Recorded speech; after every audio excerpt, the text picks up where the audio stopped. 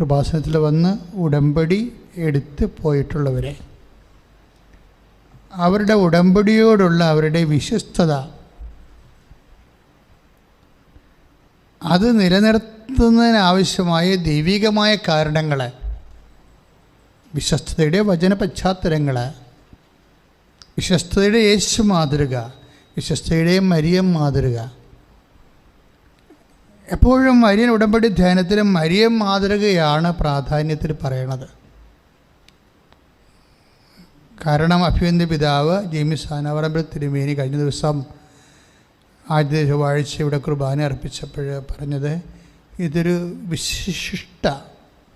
വിശേഷ മരിയൻ തീർത്ഥാടന കേന്ദ്രമാണ്. അപ്പോൾ സ്വാഭാവികമായും ഇവിടെ വരുന്ന എല്ലാ ദേവമാതാവ് ജീവനോടെ പ്രത്യക്ഷപ്പെട്ട,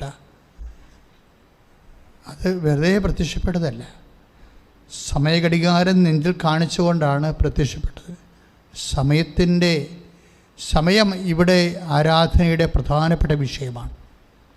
അന്നു മുതലാണ് ഉടമ്പടി അമ്മ തന്നത് 2015 അതിനെ അടിസ്ഥാനപ്പെടുത്തിയിരിക്കുന്നത് പ്രത്യക്ഷീകരണമാണ്. മറിയത്തിൻ്റെ അമ്മയുടെ പ്രത്യക്ഷീകരണത്തിൻ്റെ വ്യത്യസ്തങ്ങളായ പ്രാർത്ഥനാ തലങ്ങളെ, അതിലേറ്റവും വലിയ പ്രാർത്ഥനയാണ് നമുക്ക് ലഭിച്ച ഉടമ്പടി പ്രാർത്ഥന എന്ന് പറയുന്നത്. ഉടമ്പടി പ്രാർത്ഥന ഈ ആഴ്ചയിൽ, ഓരോ ആഴ്ചയിലും, മാസമല്ല, ഒരു മാസം ചിലപ്പോൾ 5000 പേര് വരെ ഉടമ്പടി എടുക്കും. ലോകത്തിലുള്ള വ്യത്യസ്തമായ ഇടങ്ങളിൽ മലയാളികളും അല്ലാത്തവരുമായി വന്ന് ഇന്ന് ആശ്രയിക്കുന്ന മനുഷ്യൻ, ഈ ഭയങ്കരമായ സങ്കടകാലത്ത് ആശ്രയിക്കുന്ന ഒരു ഇടമാണിത്. ഇന്ന് നമ്മൾ ഈ സാക്ഷ്യം കേട്ടാൽ നിങ്ങൾ തീർച്ചയായും ഒരു വിശ്വാസിയായി മാറും. കാരണം അത് അവിശ്വാസികളെ ടാർഗറ്റ് ചെയ്യുന്നൊരു സാക്ഷ്യമാണ്. അതെന്താ സാക്ഷ്യം എന്ന് വെച്ച് കഴിഞ്ഞാൽ, അവർക്ക് ഡോക്ടർ അവരോട് പറഞ്ഞു, ഇനി ഈ ജന്മത്ത് നിങ്ങൾക്ക് കുഞ്ഞുങ്ങളെ കിട്ടത്തില്ല, ഈ ജന്മത്ത്. അതവർ ഇന്നത്തെ സാക്ഷ്യത്തെ പറയുന്നുണ്ട് അവർ. അപ്പോൾ അവർക്കത് തീർച്ചയായിട്ടും ഒരു കുഞ്ഞ് വേണമെന്നുള്ള ആഗ്രഹം പൂർണ്ണമായിട്ടും മനുഷ്യൻ്റെ ശാസ്ത്രമാർഗങ്ങളെ പൂർണ്ണമായി ആ പ്രത്യാശയുടെ വാതിൽ അടച്ചിരിക്കുക.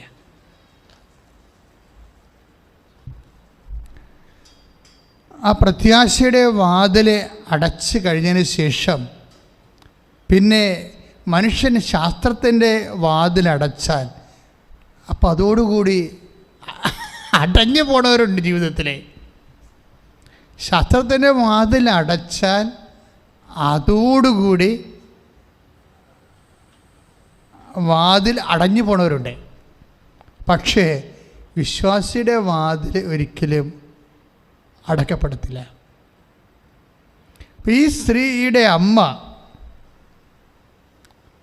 അവരോട് പറയും, ഏതായാലും നീ ഒന്ന് കൃപാസനത്തിൽ ചെല്ല്, അവിടെ വരെയെങ്കിലും ഒന്ന് ചെല്ല് എന്നാ പറയണത്. എന്താ കാര്യം? അവിടെ അമ്മ അടഞ്ഞുപോയ വാതിലുകളെ അനേകായിരങ്ങൾക്ക് തുറക്കുന്ന സാക്ഷ്യങ്ങൾ നമുക്ക് ഒരു മുട്ടിപ്പില്ലാതെ ഇങ്ങനെ. കാര്യം എത്രയോ വർഷങ്ങളായിട്ട് ഇവിടെ കോവിഡുണ്ട്, പക്ഷെ സാക്ഷ്യത്തിൻ്റെ വാതിൽ ഒരിക്കലും അടച്ചിട്ടില്ല. ഞങ്ങൾക്കൊരു 10-200 സാക്ഷ്യങ്ങൾ ഇപ്പോഴും നമ്മൾക്കത് പോസ്റ്റ് ചെയ്യാനുണ്ട്. 200 സാക്ഷ്യങ്ങൾ, അത് എ ഗ്രേഡ് സാക്ഷ്യങ്ങളാണ്. ആയിരക്കണക്കിന് സാക്ഷ്യങ്ങൾ കിട്ടിയാലും അതിൽ ഒരു ക്വാളിറ്റി ആയിട്ടുള്ള സാക്ഷ്യങ്ങളാണ് ഏതെങ്കിലും കാര്യങ്ങൾ, ഉടമ്പടിയുടെ വിശ്വസ്തതയോ അല്ലെങ്കിൽ ഉടമ്പടിയുടെ സമയത്തിലുള്ള ഇടപെടലോ ഒക്കെയാണ്. ഇപ്പോൾ ഉദാഹരണത്തിന് ഈ ഒറ്റ സാക്ഷ്യം മതി നിങ്ങൾ വിശ്വസിക്കാൻ. അതാണ് ഹെഡിങ്. അതാണ്, ഈ ഒറ്റ സാക്ഷ്യം മതി നിങ്ങൾ വിശ്വസിക്കാൻ. എന്താണ് സാക്ഷ്യത്തിൻ്റെ പേര്? ആ സാക്ഷ്യത്തിൻ്റെ വിഷയം എന്ന് പറഞ്ഞാൽ 13 വർഷമായിട്ട് അവർക്ക് മക്കളില്ല. അതാണ് അവർ പറയണത്, കേരളത്തിലുള്ള മുഴുവൻ ആശുപത്രികളിലെ ഞാൻ പോയതാണ് എന്ന് വെച്ച് കഴിഞ്ഞാൽ അതൊരു ഭാവാത്മകമായ അലങ്കാരികമായ പറച്ചിലാണ്. അതായത് മാക്സിമം അവർ പോയെന്നതിൻ്റെ അർത്ഥം. പക്ഷേ എന്ത് പറ്റി? അവസാനം അവരെ ചികിത്സ ഡോക്ടർ പറയും നിങ്ങൾക്ക് യാതൊരു സാധ്യതയുമില്ല ഒരു കുഞ്ഞിനെ കിട്ടാൻ എന്ന് പറയുമ്പോൾ ശാസ്ത്രം അതിൻ്റെ വാതിലെ, അതായത് ശാസ്ത്രത്തിന് ഇപ്പോൾ വരെയുള്ള അറിവ് ഇവിടെ വച്ച് തീരുകയാണ്. പക്ഷേ അപ്പോഴും ഒരു വാതിൽ തുറക്കണത് ആരാണ്? ഒരു വിശ്വാസിയാണ് വാതിൽ തുറക്കണത്. ആര്? അമ്മ. അമ്മ എന്താ പറയണത് ഈ മകളോട്? നീ ഇനി കൃപാസനം വരെയെങ്കിലും ഒന്ന് പോവുക. കാര്യം അവളത് മടുത്തേ, വൈകിപ്പോകുന്നവർ മടുത്തു പോകും. വൈകിപ്പോകുന്നവരുടെ ഏറ്റവും വലിയ പ്രശ്നം അതാണ്. എന്തെങ്കിലും വിഷയം വൈകിയാൽ പിന്നെ നമുക്കുണ്ടാകണത് എന്താണ്? മടുപ്പാണ്, അല്ലേ? ഇപ്പോൾ പല പല ആശുപത്രികളിൽ പോയി, ഇനി എല്ലായിടത്തും പോയി, ഇനി എവിടെ പോകാനാണെന്ന് പറഞ്ഞാൽ മടുപ്പാണ്. വൈകിപ്പോയാൽ മടുപ്പുണ്ടാകും. അതുപോലെ തന്നെ ചിലപ്പോഴും നേരത്തെ ആയാൽ നമ്മൾ അപ്രതീക്ഷിതമായിട്ട് സ്വീകരിക്കാനുള്ള റിസെപ്റ്റിവിറ്റിയും ഉണ്ടാകത്തില്ല. ഇങ്ങനെ സമയത്തിന് രണ്ട് കാര്യങ്ങൾ സംഭവിക്കും. എന്താണ്? ചിലപ്പോൾ വൈകിപ്പോവും, ചിലപ്പോൾ നേരത്തെ ആകും. ഇപ്പോൾ സമയം വൈകിപ്പോയാലും ആ സമയത്ത് സംഭവിക്കുന്ന വിഷയങ്ങൾ നമ്മുടെ ജീവിതത്തിൽ വരണതാണ്. ഇപ്പോൾ അപ്പോസ്തലന്മാർ ഈ മർക്കോസിൻ്റെ സുവിശേഷമില്ലേ 6-ാം അധ്യായത്തിലെ, അപ്പോൾ ഇതൊരു വിജനപ്രദേശമാണ്. നേരവും സമയവും വൈകി. അപ്പോൾ അവിടെ എന്ത് പറ്റി? സമയം വൈകിപ്പോയി. ഇതൊരു വിജനപ്രദേശമാണ്, സമയവും വൈകി. ശ്രുതികട ഹല്ലേലൂയ. ഹല്ലേലൂയ ഹല്ലേലൂയ ഹല്ലേലൂയ യേശുവേ ആരാധന hallelujah hallelujah hallelujah hallelujah hallelujah hallelujah hallelujah യേശുവേ സ്തോത്രം യേശുവേ നന്ദി കർത്താവേ ഹല്ലേലൂയ ഹല്ലേലൂയ ഹല്ലേലൂയ യേശുവേ ആരാധന യേശുവേ ആരാധന യേശുവേ ആരാധന യേശുവേ ആരാധന യേശുവേ മർക്കോസിന്റെ സുവിശേഷം 6:35 യേശുവേ ആരാധന യേശുവേ ആരാധന യേശുവേ ആരാധന. നേരം വൈകിയപ്പോൾ ശിഷ്യന്മാർ അവന്റെ അടുത്ത് വന്ന് പറഞ്ഞു, നേരം വൈകിയപ്പോൾ ശിഷ്യന്മാർ അവൻ്റെ അടുത്ത് വന്ന് പറഞ്ഞു, ഇതൊരു വിജന പ്രദേശമാണല്ലോ, സമയവും വൈകിയിരിക്കുന്നു. സമയത്തിനൊരു പ്രശ്നം അതാണ്. എന്താണ്? വൈകും. ഇപ്പം ഈ ചേച്ചിയുടെ വിഷയം എന്താണ്? സമയം വൈകിപ്പോയി. ഇപ്പം 38 വർഷമായിട്ട് വിവാഹം നടക്കാത്ത ആൾക്കാരില്ലേ? ഇവിടെ 50 വർഷമായിട്ട് വിവാഹം നടത്താക്കാത്ത ആൾക്കാരെ അമ്മ വിവാഹം കഴിപ്പിച്ചിട്ടുണ്ട്. ഇപ്പം സമയം വൈകിയെന്ന് പറഞ്ഞ സംഭവം കർത്താവിൻ്റെ പരിഗണനയിലില്ല. സമയം വൈകി. ഇപ്പം എന്നെ കേട്ടുകൊണ്ടിരിക്കുന്ന എല്ലാ മക്കളും ഓർക്കണം, ഇതൊരു വിജനപ്രദേശമാണ്. എന്ന് വെച്ച് കഴിഞ്ഞാൽ ഇനി സഹായിക്കാൻ ആരും ഇല്ല ഇവിടെ. വിജനപ്രദേശം എന്ന് വെച്ച് കഴിഞ്ഞാൽ കടകമ്പോളങ്ങളൊന്നുമില്ല, ഭക്ഷണം കൊടുക്കാൻ മാർഗമില്ല, അപ്പോൾ സഹായിക്കാൻ ആരുമില്ല. ഇപ്പം നമ്മുടെ ജീവിതത്തിലും സഹായിക്കാൻ ആരും ഇല്ല എന്ന് പറയുന്നൊരു നിമിഷം വരണം. നമ്മുടെ ജീവിതത്തിലും സഹായിക്കാൻ ആരുമില്ല എന്ന് പറയുന്ന ഒരു നിമിഷം വരും. അതിനാണ് വിജനപ്രദേശം എന്ന് പറയുന്നത്. ആരും ഇല്ലാത്ത അവസ്ഥ. ഇതൊരു വിജനപ്രദേശമാണ്. പിന്നെ എന്താ സംഭവിക്കുന്നത്? രണ്ട് കാര്യം. ഒരു മനുഷ്യന് പ്രതികൂലമാകാൻ സാധ്യതയുള്ളത് രണ്ട് കാര്യങ്ങളാണ്. ഒന്ന്, സ്ഥലം പ്രതികൂലമാകും. നമ്മൾ നിൽക്കുന്ന ഇടം പ്രതികൂലമായി മാറും. അതെല്ലായിടത്തും ഉണ്ട്. ഇപ്പോൾ ചില ആൾക്കാർ വന്നിട്ട് അച്ഛാ എങ്ങനെയെങ്കിലും ഒരു ട്രാൻസ്ഫർ കിട്ടാൻ വേണ്ടി പ്രാർത്ഥിക്കുമെന്ന് പറയാം. എന്താണ്? അവിടെ സ്ഥലം പ്രതികൂലമായി മാറി. അല്ലെങ്കിൽ അവരുടെ വീട്ടിലെ അവസ്ഥ പ്രതികൂലമായി. പിള്ളേർ കശപിശ കുട്ടി, എന്തുമാത്രം ഭാര്യമാരാണെന്നറിയോ ഭർത്താക്കന്മാരെ വിളിച്ചു വരുത്തി വീട്ടിൽ നിർത്തിയിരിക്കുന്നത്. എന്താണ്? മക്കളുടെ കലപില കൂടിയത് കാരണം, കശപിശ കൂടിയത് കാരണം പെൺമക്കൾ വേറെ ചില തെറ്റായ ബന്ധങ്ങളിലൊക്കെ ചെന്നിട്ട് അമ്മ പറയണത് കേൾക്കാതിരിക്കുന്നൊരവസ്ഥ വന്നപ്പോൾ അമ്മയ്ക്ക് കൺട്രോൾ ചെയ്യാൻ പറ്റാതെ വന്നപ്പോൾ നിങ്ങൾ ഈ നശിച്ച ജോലി അവസാനിപ്പിച്ചിട്ട് ഇവിടെ വന്ന് നിൽക്കുക, അല്ലെ പിള്ളേരും ചീത്തയായി പോകും. അപ്പം നമ്മുടെ സ്ഥലം എന്ത് പറ്റും? നമ്മുടെ സ്ഥലം പ്രതികൂലമായി മാറും. മക്കളെ, അപ്പം തന്നെ പക്ഷേ ദൈവഹിതം അറിയണം. നമ്മൾ ഭാര്യ പറഞ്ഞെന്ന് കെട്ടിയെടുത്ത് ഇങ്ങോട്ട് പോരരുത്, അല്ലെങ്കിൽ ഭർത്താവ് പറഞ്ഞെന്ന് കെട്ടിയെടുത്ത് പോരരുത്. ഈ വിഷയത്തിലെല്ലാം ദൈവഹിതമുണ്ട്. എല്ലാ വിഷയങ്ങൾക്കും ദൈവഹിതം തിരക്കുന്ന ആളാണ് നീ എന്ന് വിചാരിച്ചോ? എല്ലാ വിഷയങ്ങൾക്കും ദൈവഹിതം തിരക്കുന്ന ആളാണ് നീ എങ്കിൽ ദൈവഹിതം നിനക്ക് വെളിപ്പെടും. അവിടെയാണ് പ്രശ്നം വന്നത്. ഇപ്പം കഴിഞ്ഞ ദിവസങ്ങൾ എനിക്ക് 4 രോഗങ്ങൾ ഒരുമിച്ച് വന്നു. ഞാൻ കിടപ്പായിപ്പോയി. അതെ ക്രിസ്മസിൻ്റെ നല്ല സീസണിൽ കിടപ്പായിപ്പോയി. അപ്പം ഞാൻ അമ്മയോട് പറഞ്ഞു, അമ്മേ ഇങ്ങനെയാണെങ്കിൽ ഉടമ്പടി എടുക്കുകയല്ലേ നല്ലത്. ഉടമ്പടി കാര്യം നമ്മളെ കയ്യിൽ നിന്ന് സാധനം വിട്ടുപോയി. പക്ഷെ എൻ്റെ പ്രാർത്ഥനയ്ക്കോ അതുപോലെ തന്നെ വചനവായനയ്ക്കോ ഒരു കുഴപ്പമുണ്ടായില്ല. അത് മുമ്പത്തൊക്കെ ഭംഗിയായിട്ട് നടന്നെങ്കിലും ഞാൻ ഓർത്ത് ഇനിയിപ്പോൾ ഉടമ്പടി എടുക്കുന്നതായിരിക്കുന്നതല്ല. അപ്പോൾ ഉടമ്പടി അമ്മ എനിക്കാണ് വെളിപ്പെടുത്തിയത്. അപ്പോൾ എൻ്റെ മനസ്സിൽ എപ്പോഴും ഉണ്ടാകും ഞാൻ ഉടമ്പടി എടുക്കരുതെന്ന് പറയും. എന്താ കാര്യം വെച്ച് കഴിഞ്ഞാൽ അത് എൻ്റേതായിട്ടുള്ള കാരണങ്ങളുണ്ട്. കാര്യം ഉടമ്പടി എടുക്കണം എന്ന് പറയുമ്പോൾ ഒരു വിഷയം നടക്കാൻ വേണ്ടി നമുക്ക് ലഭ്യമാകുന്ന അവസാനത്തെ സാധ്യത വരെ നമ്മൾ ദൈവത്തിന് സമ്മർദ്ദം ചെലുത്തുന്ന ഒരു വിഷയമാണ്. നിക്കക്കളിയില്ലാത്ത അവസ്ഥ. പക്ഷേ ഞാൻ ഇത്രയും സുവിശേഷം പ്രസംഗിച്ചിട്ടേ എനിക്ക് നിക്കക്കളിയില്ലാത്തൊരവസ്ഥ വന്നാൽ ഞാൻ സ്വാഭാവികമായിട്ട് ഉടമ്പടിയോട്ട് പോകും. കാര്യം ഉടമ്പടി നിക്കക്കളിയില്ലാത്തതിൻ്റെ പ്രാർത്ഥനയാണ്. പക്ഷെ ഞാൻ അതിനെന്താ അമ്മയോട് ചോദിച്ചു. ഒരു ദിവസം മുഴുവനും പ്രാർത്ഥിച്ച് അല്ലാതെ തന്നെ ആ ദിവസങ്ങൾ മുഴുവനും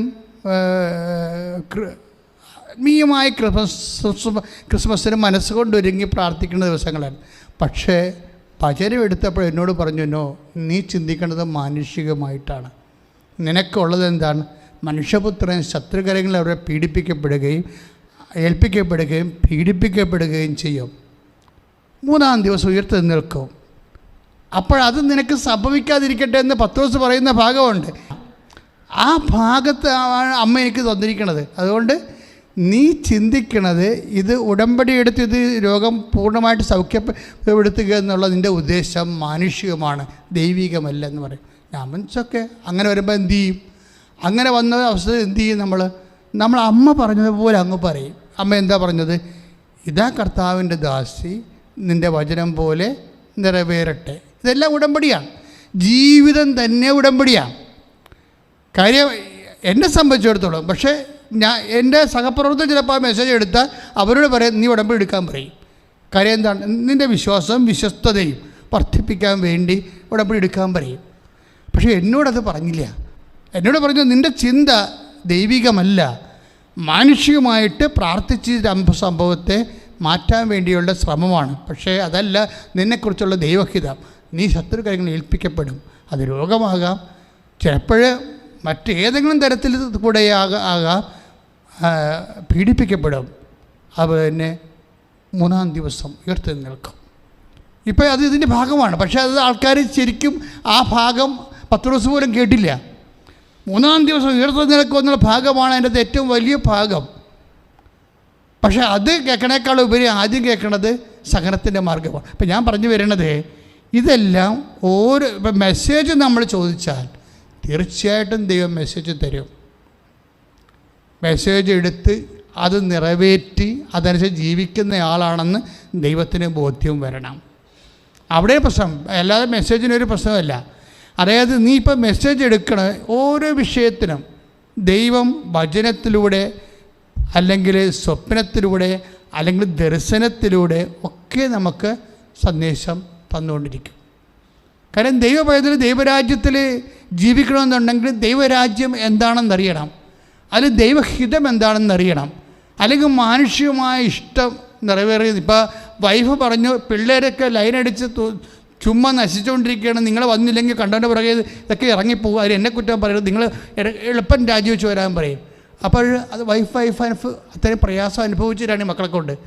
കാര്യം അവരെല്ലാ സമയത്തും ഇങ്ങനെ മൊബൈൽ നോക്കിയിരിക്കുമ്പോൾ നമുക്കറിയാം അവരുടെയൊക്കെ ചിരിയും കളിയും ഒക്കെ കാണുമ്പോൾ അറിയാം ഇത് വേറെ എന്തോ കേസ് കെട്ടാണ്. ദൈവമേ, നശിച്ച പ്രാർത്ഥനയുമില്ല, അതിനെയല്ല വിശ്വാസവിരുദ്ധമായ ബന്ധങ്ങളിലാണ് ചെന്ന് താടിയെങ്കിൽ അവർ കുടുംബ പ്രാർത്ഥന മുട്ടുകുത്തത്തില്ല. ഇങ്ങനെ പലതരത്തിലുള്ള പൈശാചിക തിന്മകൾ കുടുംബത്തിലേക്ക് വരുമ്പോൾ ജീവിത പങ്കാളികൾ വിഷമിച്ചു പോകും. നിങ്ങൾ എളുപ്പം വരാൻ പറയും. പക്ഷേ ഒരു കാര്യമുണ്ട്, എന്താണ്? നീ ഒരു വിഷയത്തിനെ സംബന്ധിച്ച് സംഘർഷമാകുമ്പോഴേ, നിൻ്റെ സമയം അല്ലെങ്കിൽ നിൻ്റെ സ്ഥലം പ്രതികൂലമാകുമ്പോൾ ആദ്യം വൈഫ് അല്ലെങ്കിൽ ഹസ്ബൻഡ് അല്ലെങ്കിൽ സഹപ്രവർത്തകർ പറയണതല്ല നീ കേൾക്കേണ്ടത്. ആദ്യം നീ കർത്താവ് എന്ത് പറയണമെന്ന് കേൾക്കണം. കർത്താവിൻ്റെ പറയണമെന്ന് കേൾക്കണമെങ്കിലേ ഇങ്ങനെ പെരക്കത്ത് പിടിക്കുമ്പോൾ ഫയർ എഞ്ചിനെ വിളിക്കണ പോലെയുള്ള വിളി വിളിച്ചാൽ നടക്കത്തില്ല. നിരന്തരം കർത്താവിൻ്റെ കൂടെ ആയിരിക്കാനുള്ള ഒരു മാനസികാവസ്ഥ നീ സൂക്ഷിക്കണം. പ്രാർത്ഥിക്കുക. കർത്താവായ ദൈവമേ, എന്തെങ്കിലും പ്രയാസമുണ്ടാകുമ്പോഴേ നിന്നെ വിളിച്ച് കരയുന്നതിന് പകരം എല്ലാ കാലാവസ്ഥകളിലും നിന്നോടൊപ്പം ചേർന്ന് നിന്നെ വിശ്വസിച്ച് നിന്നിൽ ആശ്രയിച്ച് ജീവിക്കുവാൻ എന്നെ ഒരുക്കണമേ. ശ്രദ്ധിക്കട്ടെ.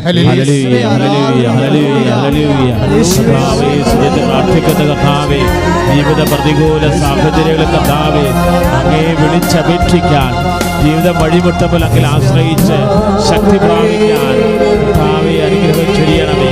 Hallelujah, hallelujah, hallelujah. യേശുവേ സ്തോത്രം, യേശുവേ നന്ദി, നന്ദി കർത്താവേ. യേശുവേ സ്പർശിക്കണമേ, യേശുവേ സ്പർശിക്കണമേ, യേശുവേ സ്പർശിക്കണമേ. വഴിയടഞ്ഞവർക്കും വഴിമുട്ടിയവർക്കും ആരാധന അഭിഷേകമാകണമേ. പരിശുദ്ധ പരമദിവ്യകാരുണ്യത്തിന്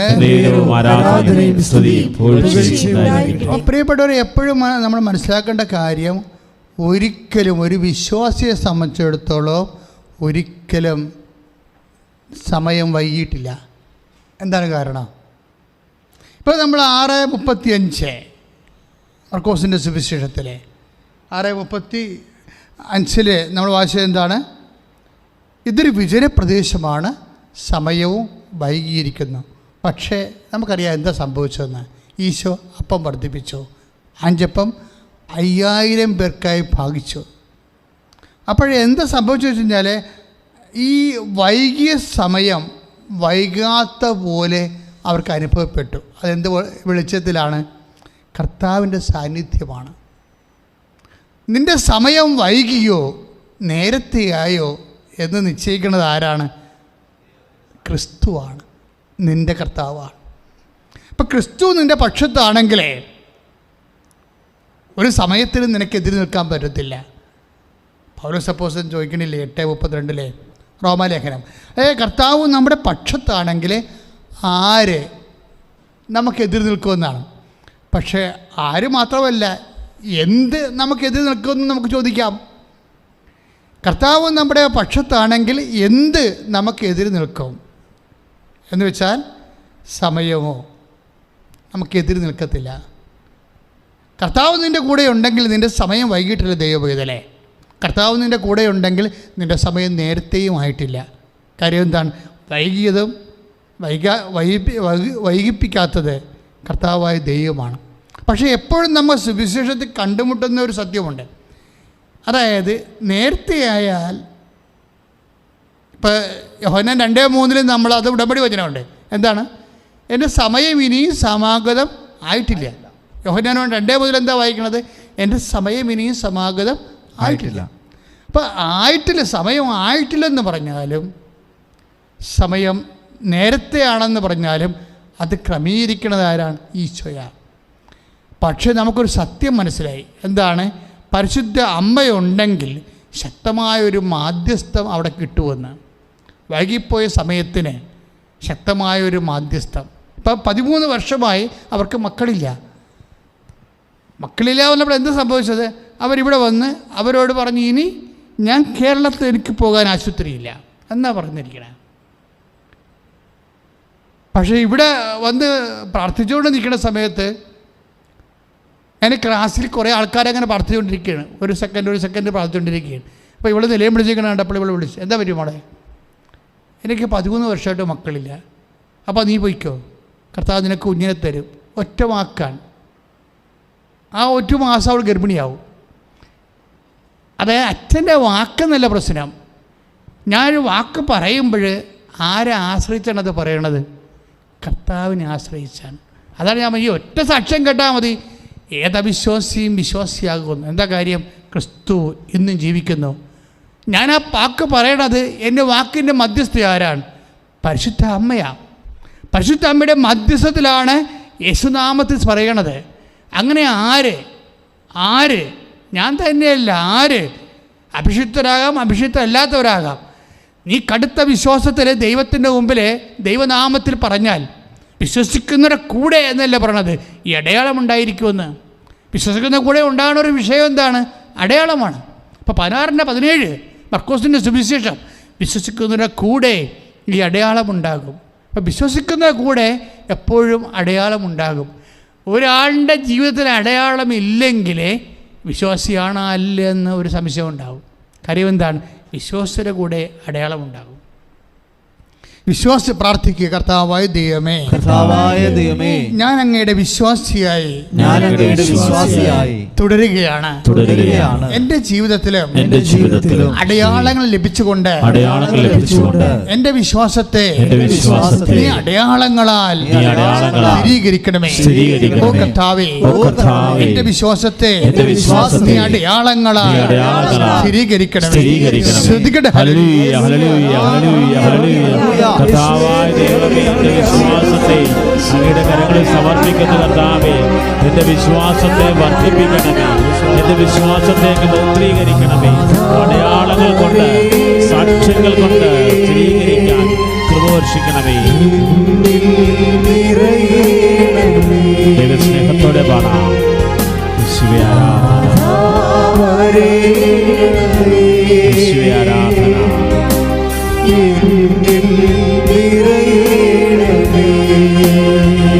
ആരാധന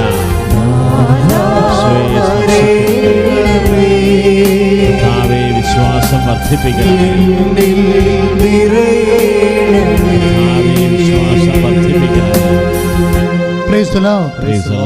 നമ്മളെപ്പോഴും മനസ്സിലാക്കേണ്ട ഒരു വിഷയം, അതായത് നമ്മൾക്ക്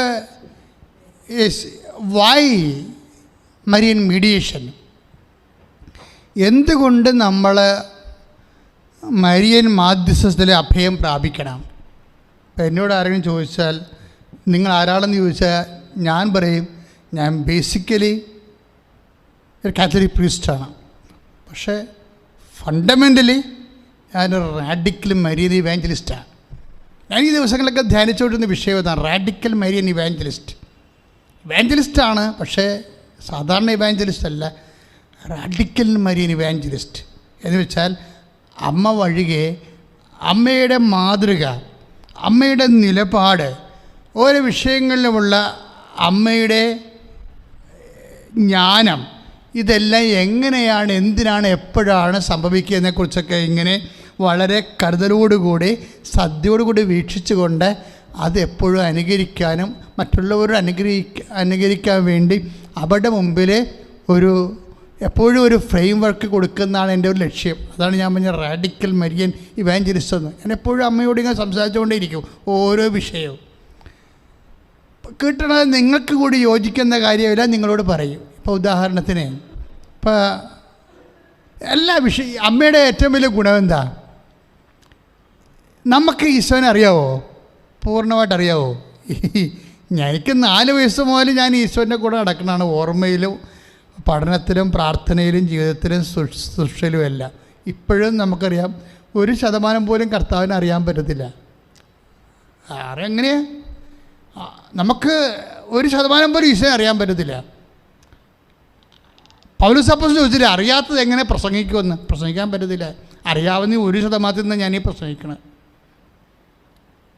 പക്ഷെ എൻ്റെ കൂടെ ഒരാളുണ്ട്. ആരാണ്? അമ്മ. അമ്മയുടെ ഗുണം എന്താ? അതാണ് അമ്മയെ വൈ മരിയൻ മീഡിയേഷൻ. എന്താ കാര്യം? ഇപ്പോൾ ഈശോയെ അമ്മയ്ക്ക് പൂർണ്ണമായിട്ടറിയാം. ദാറ്റ്സ് മതി. വീട്ടിലെ നമ്മളെ ടാഗ് ചെയ്യാണ്. മരിയ സ്പിരിച്വാലിറ്റിയുമായിട്ട് നമ്മുടെ സ്പിരിച്വാലിറ്റി ടാഗ് ചെയ്യാണ് നമ്മൾ ചെയ്യേണ്ടത്. എന്താ? നമ്മൾക്ക് ഈശോനെ അറിയത്തില്ല, അറിയാനുള്ള കപ്പാസിറ്റി നമുക്കില്ല. അതൊക്കെ മേലല്ലേ ഈശോ. പക്ഷെ നമുക്കൊരു കാര്യം അറിയാം, അമ്മയ്ക്ക് ഈശോനെ അറിയാം. കാര്യം മനസ്സിലായില്ലേ? ഈശോനെ അറിയാവുന്ന, പൂർണ്ണമായിട്ടറിയാവുന്ന അമ്മയോടുകൂടി നമ്മൾ അമ്മയുടെ കരം നമ്മൾ ഗ്രഹിക്കുന്നു, അമ്മയുടെ വഴികൾ നമ്മൾ തേടുന്നു, അമ്മയുടെ സമീപനം നമ്മൾ നോക്കുന്നു. ഇതെല്ലാം നോക്കി കഴിയുമ്പോൾ ഈശോനെ പൂർണ്ണമായിട്ടറിയാവുന്ന അമ്മ നമ്മുടെ മാതൃകയും മാധ്യസ്ഥമാകുമ്പോൾ നമ്മൾക്ക് കിട്ടുന്നത് എന്താണ്? അമ്മയുടെ അനന്തജ്ഞാനത്തിൽ നമ്മൾക്ക് ഓഹരി കിട്ടുകയാണ്. ഇപ്പം ഞാൻ ഒരു ചെറിയൊരു ഉദാഹരണം പറയാം. ഇപ്പോൾ യോഹന്നാൻ്റെ സുവിശേഷം 6:6 എന്താ എഴുതിയിരിക്കണത്? എന്ത് ചെയ്യണമെന്ന് അവന് നേരത്തെ, അവനെ പരീക്ഷിക്കാനാണ് യേശു ഇങ്ങനെ ചോദിച്ചത്. എന്ത് ചെയ്യണമെന്ന് യേശു നേരത്തെ മനസ്സിൽ കരുതിയിരുന്നു. പ്രൈസ്തലാണ്. അതാണ് സംഭവം. അപ്പം പറഞ്ഞപ്പോൾ വിഷയമാണ്. മറ്റേ സഹോദരങ്ങൾ പറയുന്നുണ്ട് എന്താണ് വിജനപ്രദേശമാണ്, നേരവും വൈകി എന്നൊക്കെ പ്രാതികൂല്യങ്ങളൊക്കെ പറയുമ്പോഴും യോഹന്നാൻ എന്താ പറയണത്? 6:6 എന്ത് ചെയ്യണമെന്ന് യേശു നേരത്തെ മനസ്സിൽ കരുതിയിരുന്നു. എന്ത് ചെയ്യണമെന്ന് യേശു നേരത്തെ മനസ്സിൽ കരുതിയിരുന്നു എന്നാണ്. അപ്പം യേശുവിൻ്റെ രീതി എന്താണ്? എല്ലാ വിഷയങ്ങൾക്കും, ഇപ്പം മുല്ലപ്പെരിയാർ ഇടിഞ്ഞു വീണെന്ന് പറഞ്ഞാൽ പോലും കർത്താവിൻ്റെ മുമ്പിൽ അതിനൊരു പ്രതിവിധിയുണ്ട്. കേരള സഭയാണ് പ്രാർത്ഥിക്കേണ്ടത്. കർത്താവിന് അറിയാത്തവരെ കുറിച്ച് നമ്മൾ പറഞ്ഞിട്ട് കാര്യമില്ല. കേരള സഭ മറ്റു പല വിഷയങ്ങൾക്കും വിവാദ വിഷയങ്ങളും തലഊരിക്കൊണ്ട് മര്യാദക്ക് മുട്ടയെന്ന് കണ്ണീരോടെ പ്രാർത്ഥിച്ചാൽ ഈ വിഷയത്തിൽ എന്ത് ചെയ്യണമെന്ന് ഈശോയ്ക്കറിയാം. ഈശോ അത് ചെയ്തിരിക്കും. ഞാനും എൻ്റെ ജീവിതത്തിലൊക്കെ പല വിഷയം വരുമ്പോഴേ എൻ്റെ കയ്യിൽ നിന്ന് വിട്ടുപോണ പോലെ തോന്നിയാൽ ഞാൻ പിന്നെ അത് ആരോടും പറയത്തില്ല, ദൈവത്തോട് മാത്രമേ പറയത്തുള്ളൂ. എന്തിനാണ് കാര്യം? ചില വിഷയങ്ങൾ നിങ്ങളുടെ ജീവിതത്തിൽ സംഘർഷാത്മകമായിട്ട് വരണതേ നാട്ടുകാരോടൊക്കെ ഇങ്ങനെ വിളമ്പിക്കൊടുക്കാനൊന്നുമല്ല, ദൈവത്തിൻ്റെ മുമ്പിലേക്ക് നീ ഒറ്റയ്ക്ക് വരാൻ വേണ്ടിയാണ്. നീ ചിലപ്പോൾ അപ്പനോട് പറയും, അമ്മയോട് പറയും, സഹോദരനോട് പറയും, ബിഷപ്പിനോട് പറയും, നാട്ടുകാരോട് പറയും, പാർട്ടിക്കാരോട് പറയും, സഹോദരനോട് ഒരു കഥയുമില്ല. കഥയില്ലെന്നല്ല, ഒരു പരിധി വരെയൊക്കെ അവർക്ക് നമ്മളെ സഹായിക്കാൻ പറ്റത്തുള്ളൂ. ആ സഹായം ചിലപ്പോൾ നമുക്ക് ഈ സമയത്ത് അത്രയും സഹായം പോരാണ്ട് വരും. അപ്പം അങ്ങനെ ഒരു വിഷയമാണെന്ന് കണ്ടാൽ നീ എന്ത് ചെയ്യണം? നീ പൂർണ്ണമായിട്ട് എല്ലാ കണക്ഷൻസും ഓഫ് ചെയ്തുകൊണ്ട് കർത്താവിൻ്റെ അടുത്ത് മാത്രം ഇരിക്കണം. പക്ഷേ അമ്മ മാധ്യസ്ഥയാണെങ്കിൽ നീ രക്ഷപ്പെടും. എന്താ കാര്യം? നീ ദൈവതിരുസന്നിധി എത്ര കണ്ട് തേറിയാലും നിൻ്റെ തേറ്റത്തിനൊക്കെ ഒരു പരിധിയുണ്ട്. പക്ഷെ അമ്മനൊക്കെ മധ്യസ്ഥം വഹിച്ചാലോ എല്ലാം ക്ലിയറായി. എന്താ കാര്യം? അമ്മയുടെ സ്വാധീനം. ഇപ്പം തന്നെ ഈ കാനായിലെ കല്യാണത്തിൽ ഈശോയ്ക്ക് അമ്മയ്ക്കറിയാവുന്നൊരു അറിവുണ്ട്. എന്താ കാര്യം? ഇപ്പം ഈ യോഹന്നാൻ 6:6 എന്ത് ചെയ്യണമെന്ന് അവന് നേരത്തെ അറിയാമായിരുന്നു പറയും. ഇങ്ങനെ എന്ത് ചെയ്യണമെന്ന് നേരത്തെ യേശുവിന് അറിയാമെന്ന് അമ്മയ്ക്കറിയാം. അതാണ് അമ്മ പെട്ടെന്ന് റഷ് ചെയ്യാൻ കാരണം. ഇത് അപ്പോസ്തലന്മാരറിയാൻ കുറച്ച് സമയമെടുത്തു. എന്ത് ചെയ്യണമെന്ന് അവന് നേരത്തെ അറിയാമായിരുന്നു എന്നുള്ളത് യോഹന്നാൻ പറയുന്നത്. കാനായിൽ സംഭവിക്കണത് എന്താണ്? അവർക്ക് വീഞ്ഞില്ല എന്ന് പറയുമ്പോൾ അവിടെ എന്ത് ചെയ്യണമെന്ന് യേശുവിന് നേരത്തെ അറിയാമെന്ന് പരിശുദ്ധ അമ്മയ്ക്കറിയാവുന്നത് കൊണ്ടാണ് അമ്മ യേശുവിൻ്റെ അടുത്തേക്ക് ആ സമയത്ത് സെക്കൻഡ് സമയം കളയാതെ റഷ് ചെയ്യാൻ കാരണം. ഇതാണ് അമ്മ എന്ന് വെച്ചാൽ യേശുവിനെ മാക്സിമം അറിയാവുന്ന ആൾ. എപ്പോഴും ഏത് തരത്തിൽ എങ്ങനെ പ്രവർത്തിക്കണം, ഈ വിഷയത്തിന് എന്താണൊരു സമാധാനമെന്ന് യേശുവിന് നേരത്തെയുള്ള അറിവ് നമുക്ക് അനുഭവത്തിലേക്ക് കൊണ്ടുവരാൻ അമ്മയാണ് ഒരു മധ്യസ്ഥ. അമ്മയുടെ നാമം മാത്രമാണ് നമുക്ക് ലഭിച്ചിരിക്കുന്നത്. ഇപ്പം ആകാശത്തിനും ഭൂമിക്കും മധ്യേ മനുഷ്യന് രക്ഷ നൽകാൻ ഒരേ ഒരു നാമമേ നൽകപ്പെട്ടിട്ടുള്ളൂവെങ്കിൽ ആ നാമത്തോട് മധ്യസ്ഥം വഹിക്കാൻ ഒരേ ഒരു നാമമേ നൽകപ്പെട്ടുള്ളൂ. അത് മറിയത്തിൻ്റെ നാമമാണ്. ശ്രദ്ധിക്കട്ടെ. ഹല്ലേലൂയ.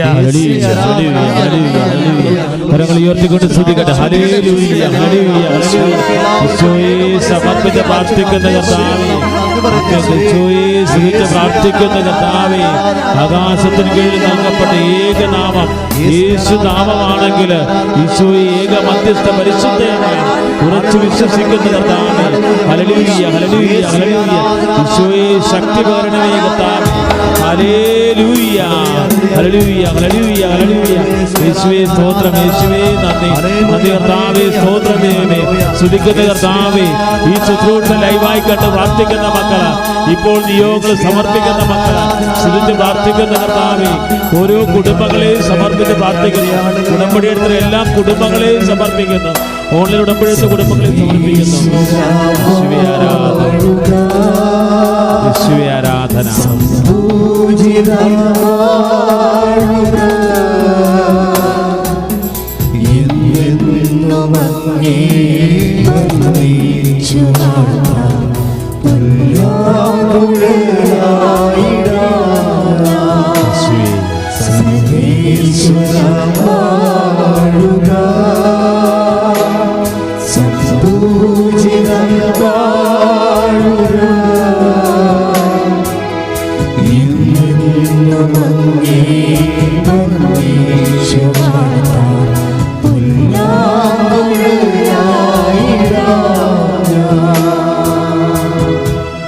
പരിശുദ്ധ പരമദിവ്യകാരുണ്യ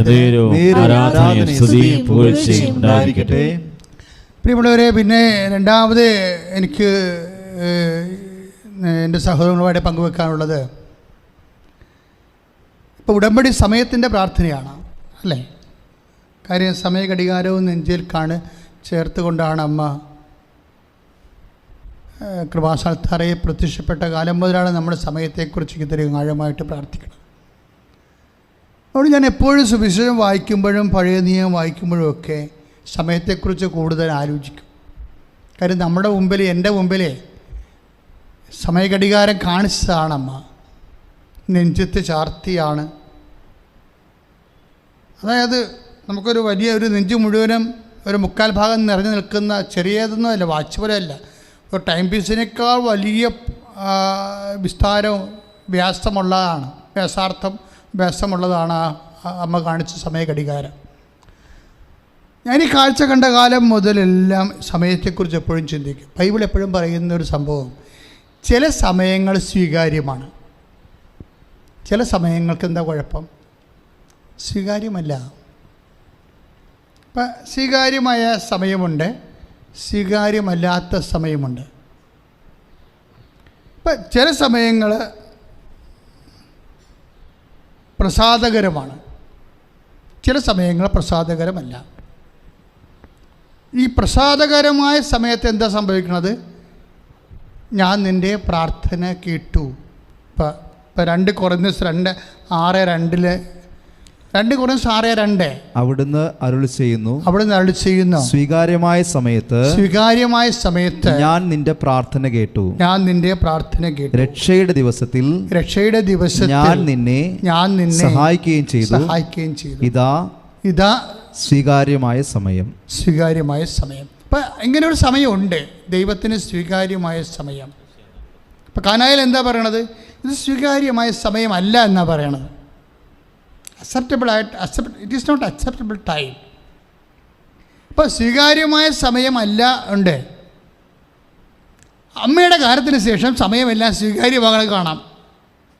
ഇപ്പം യേശു ഈ ദിവസങ്ങളിലൊക്കെ തിരുപ്പിറവിയുടെ സന്ദേശം നൽകിയപ്പോൾ അക്രൈസ്തവരായ സഹോദരങ്ങൾ പോലും അവരുടെ ടി വികളിലെല്ലാം പറഞ്ഞത്, ക്രിസ്മസ് മെസ്സേജിന് പറയണത്, ക്രിസ്തു കാലത്തെ 2 ഭാഗിച്ചു എന്നാണ്.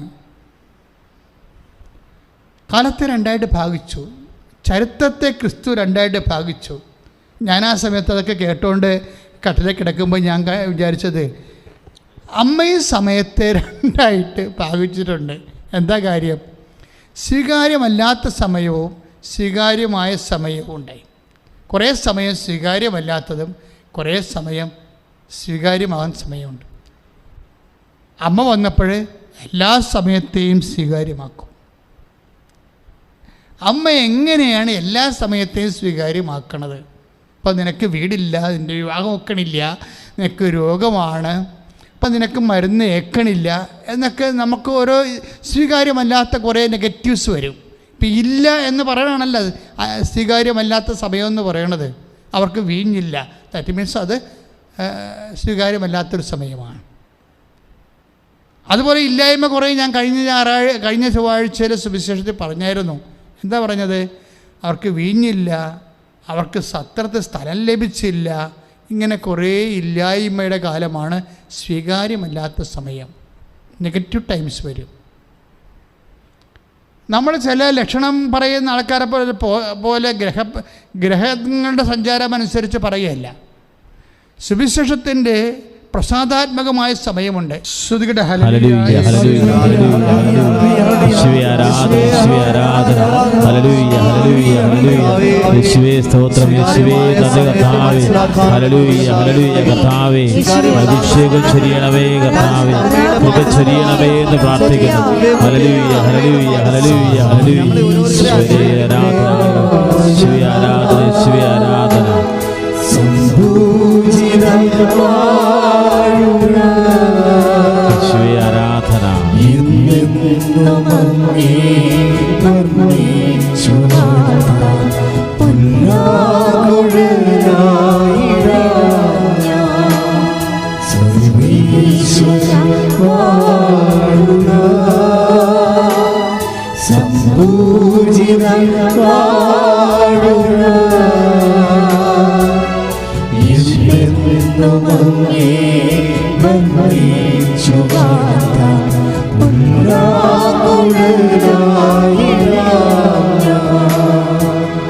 പാദം പിഴച്ചു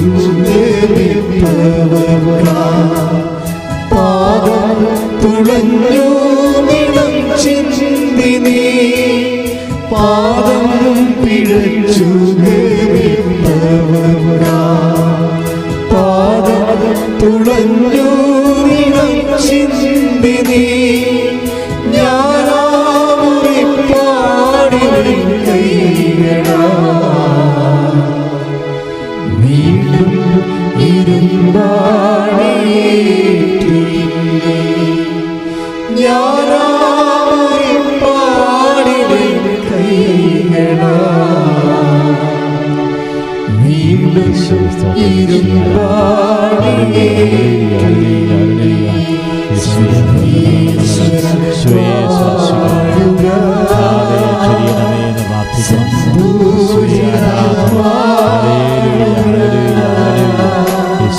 മഹത്വം യേശുവേ സ്തോത്രം യേശുവേ മഹത്വം യേശുവേ ആരാധന hallelujah hallelujah hallelujah hallelujah hallelujah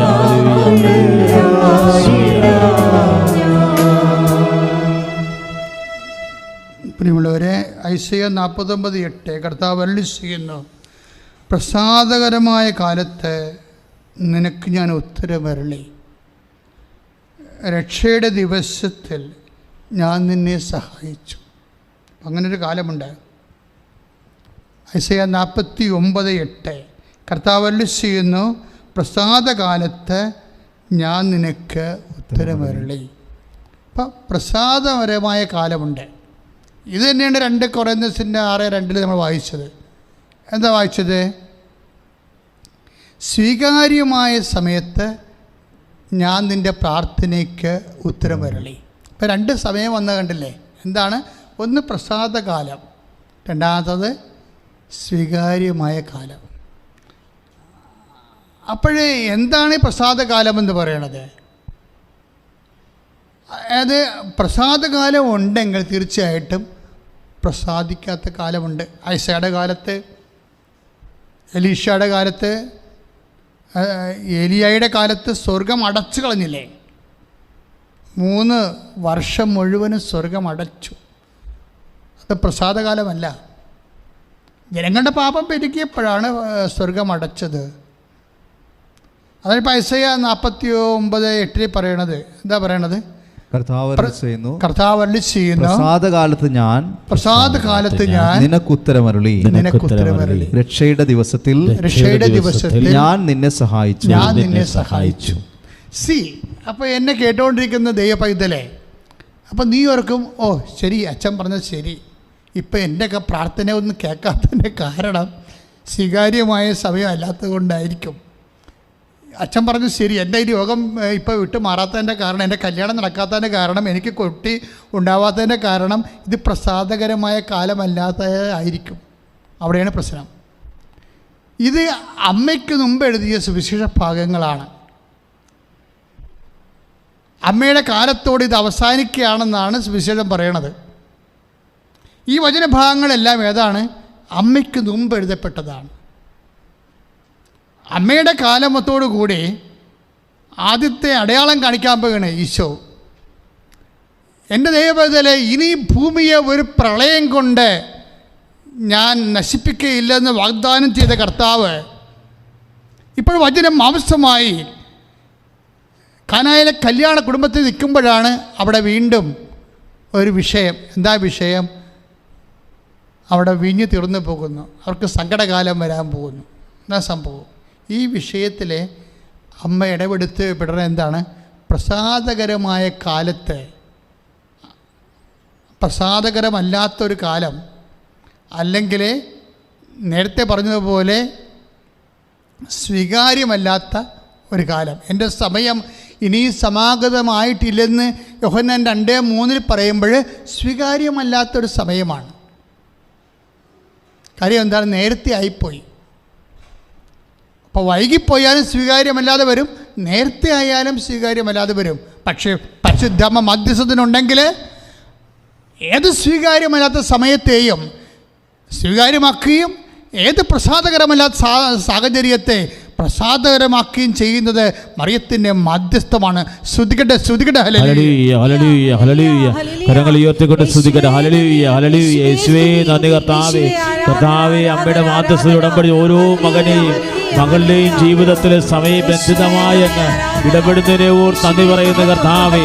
കർത്താവേ സ്തുതിച്ച് പ്രാർത്ഥിക്കുന്ന കർത്താവേ, വ്യത്യസ്തമായ ഭൂഖണ്ഡങ്ങളിൽ ഇരുന്നു കൊണ്ട് ഈ ശുശ്രൂഷ ലൈവായി കണ്ട് പ്രാർത്ഥിക്കുന്ന നിയോഗങ്ങൾ തമ്മിൽ ചെയ്യണമേ.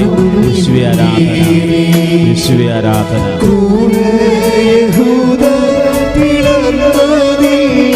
ചേർന്ന് പാടാം.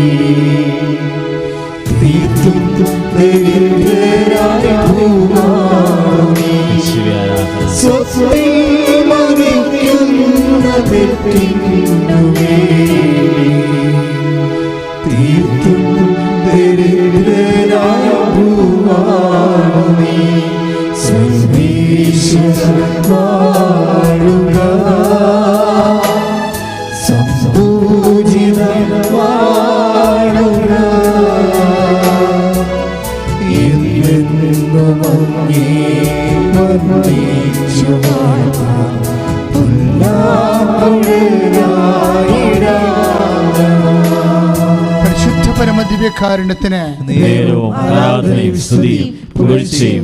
പ്രിയമുള്ളവരെ, ഈ വചന പ്രഘോഷണം നിങ്ങൾ വളരെയേറെ ശ്രദ്ധിക്കണം.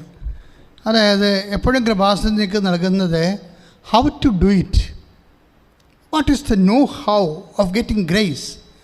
ആ രീതിയിലാണ് ഈ വചനം ധ്യാനിച്ച് പോകുന്നത്. ഞാൻ അങ്ങനെ പ്രാർത്ഥിക്കണത്, അങ്ങനെ ധ്യാനിക്കണത്, അങ്ങനെ നിങ്ങൾക്ക് തരണത്. അതായത് ഇപ്പോൾ അസ്വീകാര്യമായ സമയമുണ്ട്, പ്രസാദാത്മകമായ സമയമുണ്ട്. പക്ഷേ നോ ടെൻഷൻ, നമ്മൾ ടെൻഷൻ അടിക്കത്തില്ല. എന്താ കാര്യം? നമുക്കൊരു മരിയൻ വേ ഉണ്ട്. ഇപ്പം ഞാൻ അമ്മയെക്കുറിച്ച് പറയുമ്പോൾ നിങ്ങൾ ഓർക്കരുത് കർത്താവിൻ്റെ ഒപ്പം ഞാൻ പാരലായിട്ട് അമ്മയെ കൊണ്ടുവരികയാണ്. നോ, നെവർ നോട്ട്, ഒരിക്കലുമില്ല. എന്താണ് അമ്മ അവിടെ ഈ സ്വീകാര്യമായ അല്ലാത്ത സമയത്തെ സ്വീകാര്യമാക്കുന്നതിന് അമ്മ ഉപയോഗിച്ച ടെക്നിക്ക് എന്താണെന്ന് നിങ്ങൾ അറിയണം. അത് പരിശുദ്ധാത്മാവിന് അനന്ത ജ്ഞാനത്തിൽ നിന്ന് കിട്ടുന്ന ടെക്നിക്കാണ്. എന്താണ് പരിശുദ്ധ അമ്മ പ്രസാദകരമല്ലാത്ത ഒരു സമയത്തെ പ്രസാദകരമാക്കാൻ അമ്മ എന്താണ് ചെയ്യണതെന്ന് നിങ്ങൾ അറിയണം. അല്ലാതെ യേശുവിന് പാരലായിട്ട് ഒരു സഖരക്ഷകയായിട്ട് പോലും അല്ല ഞാൻ അമ്മയെ അവതരിപ്പിക്കുന്നത്. മറിച്ച് ഒരുപക്ഷെ ഒരു കാലത്ത് സഭ അത് തിരിച്ചറിയുമെന്ന് ഞാൻ പ്രതീക്ഷിക്കുക. പ്രാർത്ഥിക്കുമ്പോൾ, പ്രാർത്ഥനയിൽ സഭ പുരോഗമിക്കുമ്പോൾ അങ്ങനെയുള്ള സത്യങ്ങൾ ദൈവം സഭയ്ക്ക് വെളിപ്പെടുത്തുമായിരിക്കും. പക്ഷേ ഞാനിവിടെ പറയുന്ന വിഷയം എന്താണ്? നമ്മുടെ ജീവിതത്തിൽ സ്വീകാര്യമായ സമയം അല്ലാത്ത സമയം വരും. പക്ഷേ നിങ്ങളെ പതറരുത്, അതാണ് എൻ്റെ പ്രശ്നം.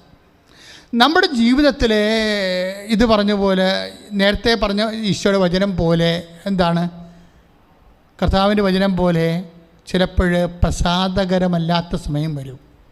ഈ പ്രസാദകരമല്ലാത്ത സമയത്തെ എങ്ങനെ പ്രസാദകരമാക്കാം? First question. അല്ലെങ്കിൽ സ്വീകാര്യമല്ലാത്ത സമയത്തെ എങ്ങനെ സ്വീകാര്യമാക്കാൻ? Second question. അപ്പോൾ ആരാണ് അതിനെന്ത് ചെയ്യണം? ആരെയാണ് ദൈവം പ്രസാദിക്കണമെന്ന് അറിഞ്ഞാൽ മതി. ഇപ്പോൾ പ്രസാദകരമല്ലാത്തൊരു സമയത്തെ, ഇപ്പം നിൻ്റെ കുടുംബത്തിന് ഇത് ചെറിയ പ്രായത്തിൽ കാര്യം ഞാൻ നിങ്ങൾക്ക് പറയുമ്പോൾ നമ്മുടെ വിജാതി സഹോദരങ്ങളെ, മറ്റ് വിശ്വാസങ്ങളുള്ള സഹോദരങ്ങളെ സമയത്തെക്കുറിച്ച് പറയുന്ന പോലെ നിങ്ങൾ ചിന്തിച്ചു പോകും. അങ്ങനെ ചിന്തിക്കരുത്, അതല്ല പ്രശ്നം. ദൈവം സ്വീകരിക്കുന്ന സമയമുണ്ട്, ദൈവം സ്വീകരിക്കാത്ത സമയമുണ്ട്. അങ്ങനെ ഉണ്ടായിരുന്നു. പക്ഷേ ഈശോയുടെ ദൈവരാജ്യത്തിൻ്റെ പുനരുദ്ഘാടനത്തിന് ശേഷം അതിൻ്റെ അടയാളമായിട്ട് ഈശോയുടെ മഹത്വം വെളിപ്പെടുന്ന ആദ്യത്തെ അടയാളമായ കാനായിലെ കല്യാണത്തിൽ നടന്ന അത്ഭുതത്തിന് ശേഷം നമുക്ക് പറയാം, സ്വീകാര്യമല്ലാത്ത സമയത്തെ അമ്മ സ്വീകാര്യമാക്കും. പ്രസാദകരമല്ലാത്ത സമയത്ത് കുടുംബത്തിലുണ്ടെങ്കിൽ അമ്മ പ്രസാദകരമാക്കും. അതെങ്ങനെയാണ് ആക്കണമെന്നറിയണം. അല്ലാതെ അച്ഛൻ അമ്മയുടെ ഒപ്പം കൊണ്ടോ ഈശോയുടെ ഒപ്പം കൊണ്ടൊന്ന് അമ്മയെ പ്രതിഷ്ഠിച്ചെന്നല്ല പറയേണ്ടത്. അതെങ്ങനെയാണ് ആക്കണത്? അതിന് അമ്മ എന്താണ് ചെയ്തത്? അമ്മ എന്താ ചെയ്തത്? നമുക്കറിയാം, ദൈവതിരുസ്ഥനി ഒരു വ്യക്തി പ്രസാദകരമാകണത് എങ്ങനെയാണ്? എക്സോർവൈ ഞാനല്ലെങ്കിൽ നിങ്ങൾ ദൈവതിരുസന്നിധിയിൽ ഒരു വ്യക്തി പ്രസാദകരമാകണത്, ദൈവത്തിന് പ്രിയപ്പെട്ടതാകണത് എങ്ങനെയാണ്? അല്ലെങ്കിൽ അതായത് അത് മത്തായി ശ്ലീഹയുടെ സുവിശേഷത്തിലാണ് ഉള്ളത്. 12:18 എന്താണ്? ഇതാ ഞാൻ തിരഞ്ഞെടുത്ത എൻ്റെ ദാസൻ, എൻ്റെ ആത്മാവ് പ്രസാദിച്ച എൻ്റെ പ്രിയപ്പെട്ടവൻ, എൻ്റെ ആത്മാവ് പ്രസാദിച്ച എൻ്റെ പ്രിയപ്പെട്ടവൻ, ഞാൻ അവൻ്റെ മേൽ എൻ്റെ ആത്മാവിനെ അയക്കും, ഞാൻ അവൻ്റെ മേൽ എൻ്റെ ആത്മാവിനെ അയക്കും. Price the Lord. അതായത് ഇതാ ഞാൻ തിരഞ്ഞെടുത്ത എൻ്റെ ദാസൻ ബൈബിളിലെ ഏറ്റവും വലിയൊരു വാക്കാണ്, ഏറ്റവും വലിയ പദവിയാണ്. എന്താണ്? ദാസൻ ഓർ ദാസി. എല്ലാവരെയും ദൈവം ദാസനെന്ന് വിളിക്കത്തില്ല, എല്ലാവരെയും ദൈവം ദാസിയെന്നും വിളിക്കത്തില്ല. നമ്മൾ പറയുന്ന മാനുഷികമായ അടിമത്തത്തിൻ്റെ രീതിയിലുള്ള ദാസനും ദാസ്യമല്ല ബൈബിളിലെ ദാസനും ദാസിയും. ബൈബിളിലെ ദാസൻ എന്ന് പറയണത് നമുക്കറിയാം എന്താണ്? ഇതാ ഞാൻ തിരഞ്ഞെടുത്ത, ഇപ്പം മത്തായി ശ്ലീഹയുടെ സുവിശേഷം 12:18 ഇതാ ഞാൻ തിരഞ്ഞെടുത്ത എൻ്റെ ദാസൻ, എൻ്റെ ആത്മാവ് പ്രസാദിച്ച എൻ്റെ പ്രിയപ്പെട്ടവൻ, എൻ്റെ ആത്മാവ് പ്രസാദിച്ച എൻ്റെ പ്രിയപ്പെട്ടവൻ. അപ്പം ആത്മാവ് പ്രസാദിച്ച ആളിനാണ് ദാസൻ. അവിടെയാണ് വിഷയം. അപ്പം അല്ലെങ്കിൽ ദാസൻ്റെ മേലാണ് ആത്മാവ് പ്രസാദിക്കണത്. അപ്പോൾ നമ്മൾ ചോദിക്കും, ആരാണ് ദാസൻ, ആരാണ് ദാസി? ആരാണ് ദാസൻ, ആരാണ് ദാസി എന്നറിയാൻ ശരിക്കും പറഞ്ഞാൽ വിശുദ്ധ ലൂക്കാസ് വിശേഷമാണ് നല്ലത്. എന്താ കാര്യം? അമ്മ ഇതുപോലെ ഒരു പ്രത്യേക പ്രതിസന്ധിയിൽ ദൈവത്തോട് ചോദിക്കുന്ന ചോദ്യമാണ്, ഇതെങ്ങനെ സംഭവിക്കും? വിശുദ്ധ ലൂക്കാസ് വിശേഷം 1:34 അച്ഛൻ ഇടക്കിടക്ക് പറയാമെന്നാണ്. കാര്യം നമ്മുടെ ഉടമ്പടിയുടെ ഭയങ്കരമായ ഒരു വചനമാണത്. അതാണ് ഇതെങ്ങനെ സംഭവിക്കും. ഇപ്പോൾ 13 വർഷമായിട്ട് മക്കളില്ല. ഡോക്ടർ പറഞ്ഞു, കേരളത്തിലുള്ള എല്ലാ ആശുപത്രിയിലും പോയെന്നവർ പറയുന്നു, ഡോക്ടർ പറഞ്ഞു ഇനി നിങ്ങൾക്ക് ഈ ജന്മത്തിൽ മക്കളെ കിട്ടാൻ സാധ്യതയില്ല. അപ്പോഴവളുടെ അമ്മ പറയും, നീ കൃപാസനം വരെ ഒന്ന് പോയി നോക്ക്. അപ്പോൾ അവൾ ചോദിക്കുന്ന ചോദ്യമാണ്, ഇതെങ്ങനെ സംഭവിക്കും? കാര്യം ഞാൻ ചെയ്യാവുന്ന എല്ലാം ചെയ്ത് നേർച്ച കാഴ്ച എല്ലാം കഴിഞ്ഞു, ഇനി എന്ത് ചെയ്യാനാണ്, എങ്ങനെ സംഭവിക്കാനാണ്? പക്ഷെ അതിന് ദൈവത്തിന് 2 ഉത്തരമില്ല, ഒറ്റ ഉത്തരമേ ഉള്ളൂ. എങ്ങനെ സംഭവിക്കുമെന്ന് ചോദിക്കുന്ന ചോദ്യത്തിന് ഒറ്റ ഉത്തരമേ ദൈവത്തിനുള്ളത്. എന്താണ് ദൈവത്തിൻ്റെ ഉത്തരം? പരിശുദ്ധാത്മാവ് നിൻ്റെ മേൽ വരും. ലൂക്കാസ് വിശേഷം 1:35 പരിശുദ്ധാത്മാവ് നിൻ്റെ മേൽ വരും. ഏറ്റു പറഞ്ഞേ, പരിശുദ്ധാത്മാവ് നിൻ്റെ മേൽ വരും. അത്യുന്നതന്റെ ശക്തി നിന്നിൽ പ്രവർത്തിക്കും. Praise the Lord. അപ്പോൾ ഈ മാനുഷികമായ പ്രവർത്തനമൊന്നുമില്ല, ശാസ്ത്രത്തിൻ്റെ പ്രവർത്തനമൊന്നുമില്ല, ഔഷധത്തിൻ്റെ പ്രവർത്തനമൊന്നുമില്ല. എന്താ സംഭവം? ബൈബിള് 2 തരം പ്രവർത്തനങ്ങളെ പറയുന്നുണ്ട്. ലോകം ഒറ്റ പ്രവർത്തനങ്ങളെ പറയുന്നുള്ളൂ, മാനുഷികമായ പ്രവർത്തനങ്ങളെ പറയുന്നുള്ളൂ. ഒന്നെങ്കിൽ ശാസ്ത്രം, അല്ലെങ്കിൽ ശേഷി, അല്ലെങ്കിൽ ശേമുഷി. ഒന്നെങ്കിൽ മണി അല്ലെങ്കിൽ മസിൽ. ഇങ്ങനെയുള്ള പ്രവർത്തനമേ മാനുഷികമായിട്ടുള്ളൂ. അവിടെ അത് നടന്നില്ലെങ്കിൽ ആ സംഭവം സ്റ്റോപ്പ് ചെയ്യും. പക്ഷേ വിശുദ്ധ ഗ്രന്ഥം എന്താ പറയണത്? നിങ്ങളുടെ ഈ നാളെ ചത്തുപോണ മനുഷ്യനെക്കുറിച്ച് പറയുന്ന വിഷയമല്ല. 2 തരം ശക്തിയുണ്ട്. ഒന്ന് മാനുഷികമായ ലോകത്തിൻ്റെ ശക്തി, മറ്റേതെന്താണ്? ഉന്നതത്തിൻ്റെ ശക്തി. അതാണ് അമ്മ ചോദിക്കുമ്പോൾ ഇതെങ്ങനെ സംഭവിക്കുമെന്ന് ചോദിക്കുമ്പോൾ ലൂക്കാ 1:35 മാലാഖ പറയുന്ന മറുപടി എന്താണ്? പരിശുദ്ധാത്മാവ് നിൻ്റെ മേൽ വരും. ഇപ്പം ഞാൻ ആ മകളോട് പറഞ്ഞില്ലേ, കേരളത്തിൽ എല്ലാ ആശുപത്രിയിലും പോയി മകളെ എന്ന് പറയുമ്പോൾ അവൾ നിലവിളിക്കുമ്പോൾ എന്താണ് പറയണത്? നീ പൊയ്ക്കൊള്ളുക, കർത്താവ് നിനക്ക് കുഞ്ഞിനെ തരും. അതെന്താ പറയണത്? അത്യുന്നതൻ്റെ ശക്തിയിലാണ് പറയണത്. അത് ബൈബിളിൽ 2000 കൊല്ലം നമ്മൾ സംഭവിച്ചതല്ല, കൃപാസനത്തിൽ 1 കൊല്ലം മുമ്പ് സംഭവിച്ച വിഷയമാണ്. ഇതാണ് വിഷയം വന്നത്. ഇത് ഒറ്റപ്പെട്ട വിഷയമല്ല, ഇതന്നെയാണ് വിഷയങ്ങളെല്ലാം. ഓരോ സാക്ഷ്യവും നിങ്ങൾ കേട്ടോ നോക്കൂ, ഓരോ സാക്ഷ്യവും നിങ്ങൾ കേട്ടോ നോക്കൂ. ആൾക്കാർ കൃപാസനത്തിൽ ഇപ്പം എന്തിനാണ് വരണമെന്ന് ചോദിച്ചു കഴിഞ്ഞാൽ സാക്ഷ്യം പറയാനുണ്ടേ എന്ന് ഞാൻ വരുന്നത്. സാക്ഷ്യം പറയാനുണ്ടേ. എന്നിട്ട് അവരെന്ത് വീറോടും വാശിയോടും കൂടിയാണ് അവർ സാക്ഷ്യം പറയണത്. ആരെയൊക്കെ തോൽപ്പിച്ച പോലെയാണ് സാക്ഷ്യം പറയണത്. അവർ തോൽപ്പിച്ചത് ആരെയാണ്? ലോകത്തെ തോൽപ്പിച്ചു. അവർ തോൽപ്പിച്ചത് ആരെയാണ്? മനുഷ്യൻ്റെ ധാരണകളെ തോൽപ്പിച്ചു. അവർ തോൽപ്പിച്ചത് ആരെയാണ്? മനുഷ്യൻ്റെ യുക്തിയെ തോൽപ്പിച്ചു. അവർ ജയിച്ചത് ആരെയാണ്? ദൈവ തിരുമനസ്സ് നിറവേറ്റിക്കൊണ്ടാണ് അവർ ദൈവ തിരുമനസ്സിനെയാണ് ജയിച്ചത്. അപ്പം അത്രയും ദൈവത്തിന് സാക്ഷ്യം പറയുകയാണ്. കാര്യം ബൈബിളിലെ ഒരു ശക്തമായൊരു വചനമുണ്ട്. ഇപ്പോൾ ഐസയ വചനങ്ങളിലെ, ഇപ്പം ഐസയ വചനം 42:3, ഐസയ വചനങ്ങൾ 42:3 ശ്രദ്ധിക്കട്ടെ. ഹല്ലേലൂയ, യേശുവേ സ്തോത്രം, hallelujah, hallelujah, hallelujah, hallelujah, hallelujah, hallelujah, hallelujah. ശ്രദ്ധിക്കട്ടെ. ഹല്ലേലൂയ, യേശുവേ സ്തോത്രം, ഹല്ലേലൂയ. ചതഞ്ഞ ഞാങ്ങണ അവൻ മുറിക്കുകയില്ല, മങ്ങിയ തിരി അവൻ കെടുത്തുകയുമില്ല. ചതഞ്ഞ ഞാങ്ങണ അവൻ മുറിക്കുകയില്ല, മങ്ങിയ തിരി അവൻ കെടുത്തുകയില്ല. അവൻ വിശ്വസ്തയോടെ നീതി പ്രവർത്തിക്കും. Praise the Lord. Hallelujah, hallelujah. യേശുവേ സ്തോത്രം, യേശുവേ സ്തോത്രം, യേശുവേ ശ്രദ്ധിക്കട്ടെ. Hallelujah, hallelujah, hallelujah, hallelujah.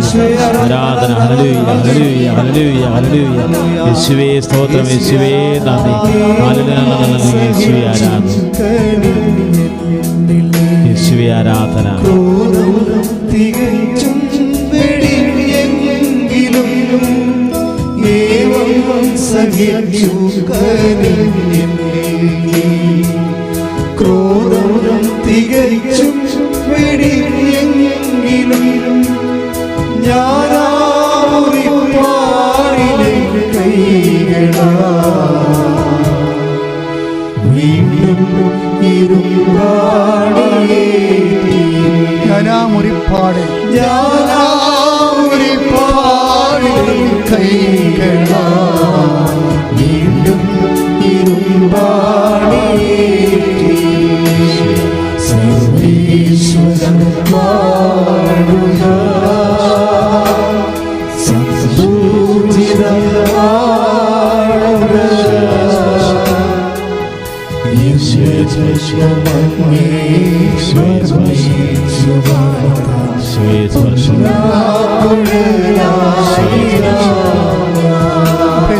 പരിശുദ്ധ പരമദിവ്യകാരുണ്യത്തിന്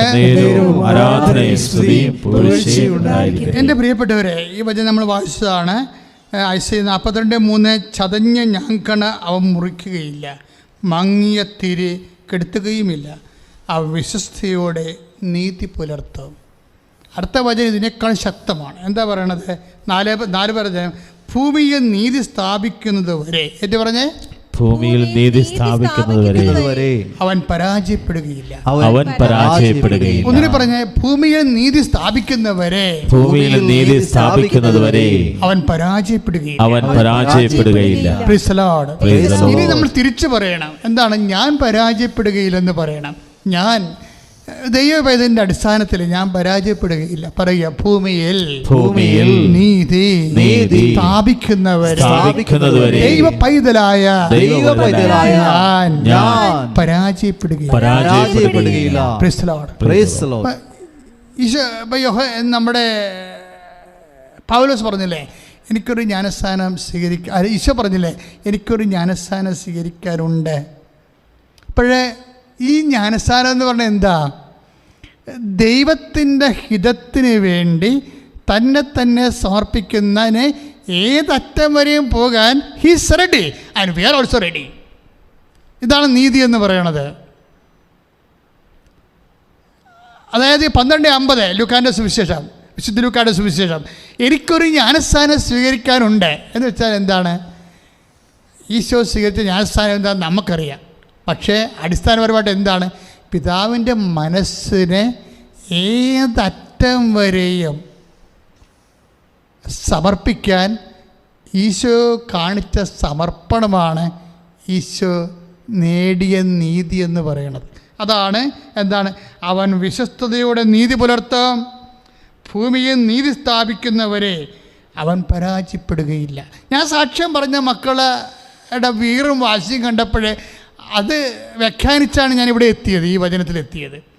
എന്ന് വെച്ച് കഴിഞ്ഞാൽ അവരുടെ വചനങ്ങൾ കേൾക്കുമ്പോഴേ, അതായത് ദൈവം മാത്രമാണ് എൻ്റെ വിശ്വാസത്തിന് മറുപടി പറഞ്ഞത്.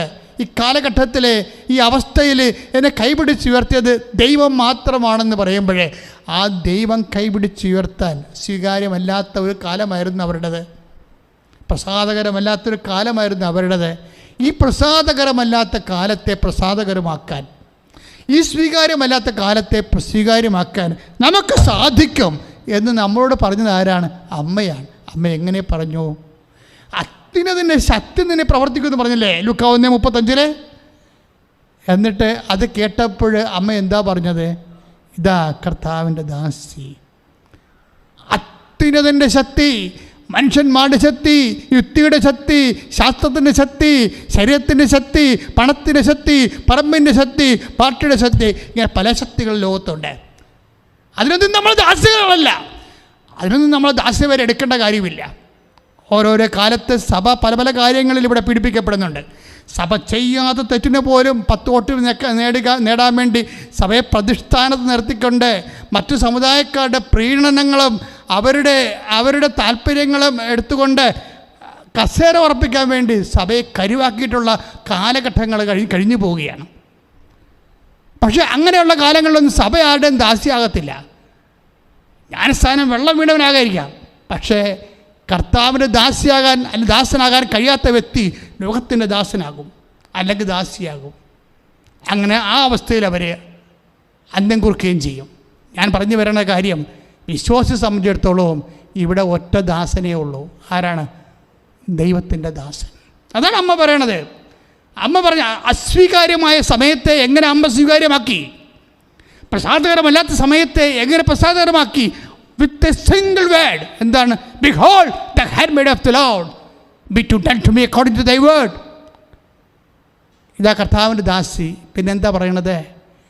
എങ്ങനെയാണ് ദാസ്യനാകണത് ഒരു മനുഷ്യൻ? എങ്ങനെയാണ് ദാസിയാകണത് ഒരു സ്ത്രീ? Behold handmaid of the be to done to me according to thy word. എന്താണ്? അങ്ങയുടെ വചനം എന്നിൽ നിറവേറട്ടെ. ദൈവവേദനേ, എപ്പോഴാണൊരു വ്യക്തി ദൈവത്തിൻ്റെ വചനം തൻ്റെ ജീവിതത്തിൽ നിറവേറാൻ വേണ്ടി സ്വയം സമർപ്പിതമാകണത്? അവൻ ദൈവത്തിൻ്റെ ദാസനാകും, ദൈവത്തിൻ്റെ ദാസിയാകും. അവന് സ്വീകാര്യമല്ലാത്ത സമയം അവൻ സ്വീകാര്യമാക്കി, പ്രസാദകരമല്ലാത്ത സമയം അവന് പ്രസാദകരമാകും. എപ്പോഴാണത്? അവൻ ദൈവത്തിൻ്റെ വചനത്തെ തന്നെ പരിശുദ്ധ അമ്മയെ പോലെ സമർപ്പിക്കുമ്പോൾ പ്രാർത്ഥിക്കുക, അമ്മയെ പരിശുദ്ധ. അസ്വീകാര്യമായ സമയത്തെയും പ്രസാദകരമായ സമയത്തെയും ഞങ്ങൾക്ക് അമ്മയെ പോലെ പ്രസാദകരമാക്കി മാറ്റുന്നതിനായി അമ്മയെപ്പോലെ അത്യുന്നത ശക്തി ആവശ്യിക്കാൻ വേണ്ടി കർത്താവിന്റെ വചനം ജീവിതത്തിലെ നിറവേറ്റാൻ ആവശ്യമായ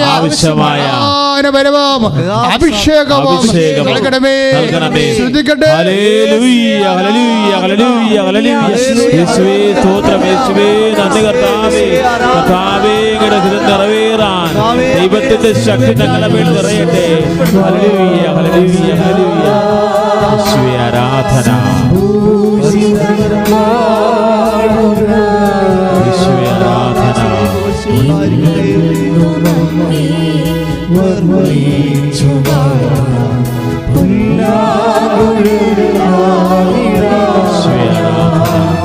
Sweet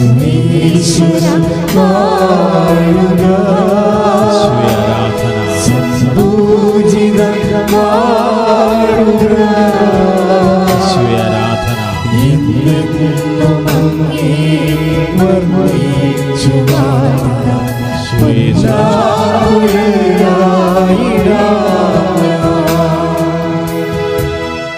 പരിശുദ്ധ പരമദിവ്യകാരുണ്യത്തിന് ആരാധനയും സ്തുതിയും പുകഴ്ചയും പരിശുദ്ധ പരമദിവ്യകാരുണ്യത്തിന് ആരാധനയും സ്തുതിയും പുകഴ്ചയും ഉണ്ടായിരിക്കട്ടെ.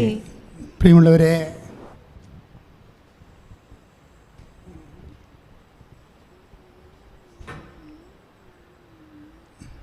നമ്മുടെ ജീവിതത്തിൽ നമ്മൾ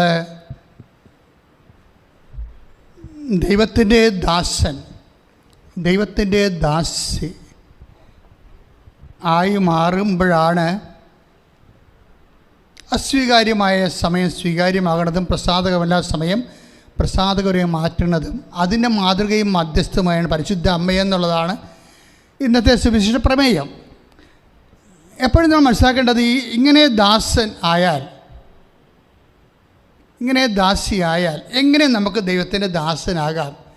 ദൈവത്തിൻ്റെ ദാസൻ്റെ മുഖമുദ്ര എന്താണ്? ദൈവത്തിൻ്റെ ദാസിയുടെ മുഖമുദ്ര എന്താണ്? നമുക്കറിയാം, സ്നേഹമുണ്ട്, ഇവിടെ വിശ്വാസമുണ്ട്, പ്രത്യാശയുണ്ട്. പക്ഷേ ഇതൊന്നും ദൈവദാസൻ്റെ ദൈവദാസിയുടെ മുഖമുദ്ര അല്ല.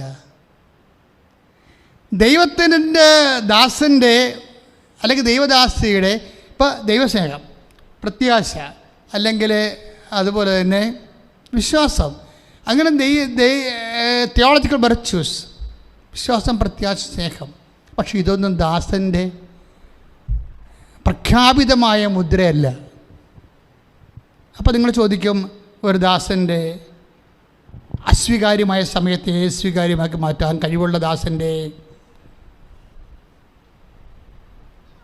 അല്ലെങ്കിൽ പ്രസാദകരമല്ലാത്ത സമയത്തെ പ്രസാദകരമാക്കി മാറ്റാൻ കഴിവുള്ള ദാസിയുടെ മുഖമുദ്ര എന്തെന്ന് ചോദിച്ചാൽ ഒറ്റ ഉത്തരവേ ബൈബിൾ തരത്തുള്ളൂ. That is fidelity. എന്താണ്? വിശ്വസ്തത. ഈ വിശ്വസ്തതയും ദാസനും തമ്മിൽ, ദാസിയും തമ്മിൽ ഭയങ്കര ബന്ധമാണ്. നമ്മൾ വായിച്ചിട്ട് സുവിശേഷത്തിൽ എന്താ പറയണത്? അവൻ ചതഞ്ഞ ഞാങ്കണം മുറിക്കിയില്ല, ഉടുക്കിയില്ല. പൈസയ 42 അല്ലേ? 42:3 അവൻ ചതഞ്ഞ ഞാങ്കണ മുറിക്കുകയില്ല, മങ്ങിയ തിരി കെടുത്തുകയുമില്ല. അപ്പം ഈ സുവിശേഷം ഞാൻ ഈ ക്രിസ്മസിന് ധ്യാനിച്ച ഭാഗമാണ്. അപ്പം എൻ്റെ കയ്യിൽ വേറെ ഒരു സംഭവമില്ല. വെച്ചാൽ വേറെ സാധാരണഗതിയിൽ ഞാൻ വ്യാഖ്യാന പുസ്തകങ്ങളൊന്നും നോക്കത്തില്ല. കാര്യം വ്യാഖ്യാനിക്കേണ്ടത് ആരാ? കർത്താവിൻ്റെ ആത്മാവിൽ കർത്താവ് വ്യാഖ്യാനിക്കേണ്ട സമയത്ത് നമ്മൾ വല്ലൊരു സാധനം എടുത്ത് വ്യാഖ്യാനിച്ചാൽ ബൗദ്ധികമായിട്ട് അക്കാഡമിക് കിട്ടും, പക്ഷേ അതിന് അഭിഷേകം ഉണ്ടാകത്തില്ല. അതൊരു ബുദ്ധിയെ മാത്രം ഇങ്ങനെ തെളിച്ച് പ്രകാശിപ്പിക്കും. പക്ഷേ വ്യക്തിയെ അത് അഭിഷേകം ചെയ്തിട്ട് ശക്തി കൊടുത്തിട്ട് വിടുതൽ നൽകുന്നതിന് അത് പര്യാപ്തമല്ല. അതൊരു ക്ലാസ് റൂം തിയോളജി അവിടെ കേട്ട് ബൗദ്ധികമായ ബോധ്യം ഉണ്ടാക്കാൻ നല്ലതാണ്. പക്ഷേ നമ്മൾ ഫീൽഡിലേക്ക് വരുമ്പോൾ നമുക്ക് വേണ്ടത് എന്താണ്? അഭിഷേകമാണ് വേണ്ടത്. ആത്മാക്കളെ വീണ്ടെടുക്കണത്. ഇപ്പം കഴിഞ്ഞ ദിവസങ്ങളിൽ രാജസ്ഥാനിലെ ഒരു ഹൈന്ദവ സഹോദരി ക്യാൻസർ 4th സ്റ്റേജിൽ സുഖപ്പെട്ടു എന്നും പറഞ്ഞു വേറൊരു സഹോദരിയുടെ സാക്ഷ്യം പറഞ്ഞു. ഞങ്ങൾ സാക്ഷ്യത്തെ ഓൺ ചെയ്യണില്ല. കാര്യം എന്താ വെച്ച് കഴിഞ്ഞാൽ അത് അവർ പറഞ്ഞ കൂട്ടത്തിൽ അത് പറഞ്ഞിട്ടുണ്ട്, അത് യൂട്യൂബ് ഇട്ടിട്ടുണ്ട്.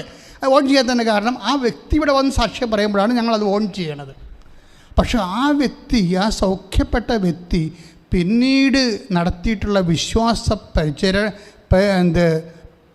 വിശ്വാസത്തിൻ്റെ കൈമാറ്റങ്ങളുണ്ട്. അത് ഗംഭീരമാണ്. ദാറ്റ് മീൻസ് എന്തെല്ലാം പ്രാതികൂല്യങ്ങൾ ലോകത്ത് നിലനിൽക്കുന്നുണ്ടെങ്കിലും ഒരു വ്യക്തിക്ക് വിശ്വാസം കിട്ടി അവൻ്റെ ജീവിതം രക്ഷപ്പെടുത്തുമെന്ന് കണ്ടു കഴിഞ്ഞാൽ പിന്നെ എല്ലാ കാര്യങ്ങളും ആ വ്യക്തി തീരുമാനിക്കും. ഇവിടെ എന്തെല്ലാം പ്രതികൂല സാഹചര്യങ്ങളുണ്ടെങ്കിലും യേശുവിനെ ഒരു വ്യക്തി തൊട്ടു, കണ്ടു, ഞാൻ കർത്താവിനെ കണ്ടു എന്നൊക്കെ പറഞ്ഞു കഴിഞ്ഞാൽ സീസറിന് പിന്നെ സീസറിനുള്ളത് മാത്രമേ ഉള്ളൂ. ദൈവത്തിനുള്ളത് ദൈവത്തിന് തന്നെ എപ്പോഴും കിട്ടും. സ്തുതിക്കട്ടെ, ഹല്ലേലൂയ. യേശു സ്തോത്രം, ഹല്ലേലൂയ, ഹല്ലേലൂയ, ഹല്ലേലൂയ, ഹല്ലേലൂയ. യേശു ആരാധന, ഹല്ലേലൂയ, ഹല്ലേലൂയ. യേശുവേ സ്പർശിക്കണമേ കർത്താവേ, കർത്താവേ വെളിപാടുകൾ നൽകി നന്ദി പറയുന്ന കർത്താവേ, പ്രബോധനങ്ങളെ ഓർത്ത് നന്ദി പറയുന്ന കർത്താവേ, അഭിഷേക വചനങ്ങളെ ഓർത്ത് നന്ദി പറയുന്ന കർത്താവേ, ഞങ്ങളെ അങ്ങ് വിശുദ്ധീകരിക്കുന്നതിന് ശ്രദ്ധിക്കട്ടെ. Hallelujah, hallelujah, hallelujah, hallelujah, hallelujah, hallelujah, hallelujah, hallelujah. യേശുവേ ആരാധന. Hallelujah, hallelujah. യേശുവേ മഹത്വം. യേശുവേ ഹല്ലേലൂയ, ഹല്ലേലൂയ. യേശുവേ മഹത്വം കർത്താവേ. യേശുവേ ആരാധന. ചേർന്ന് പാടാം.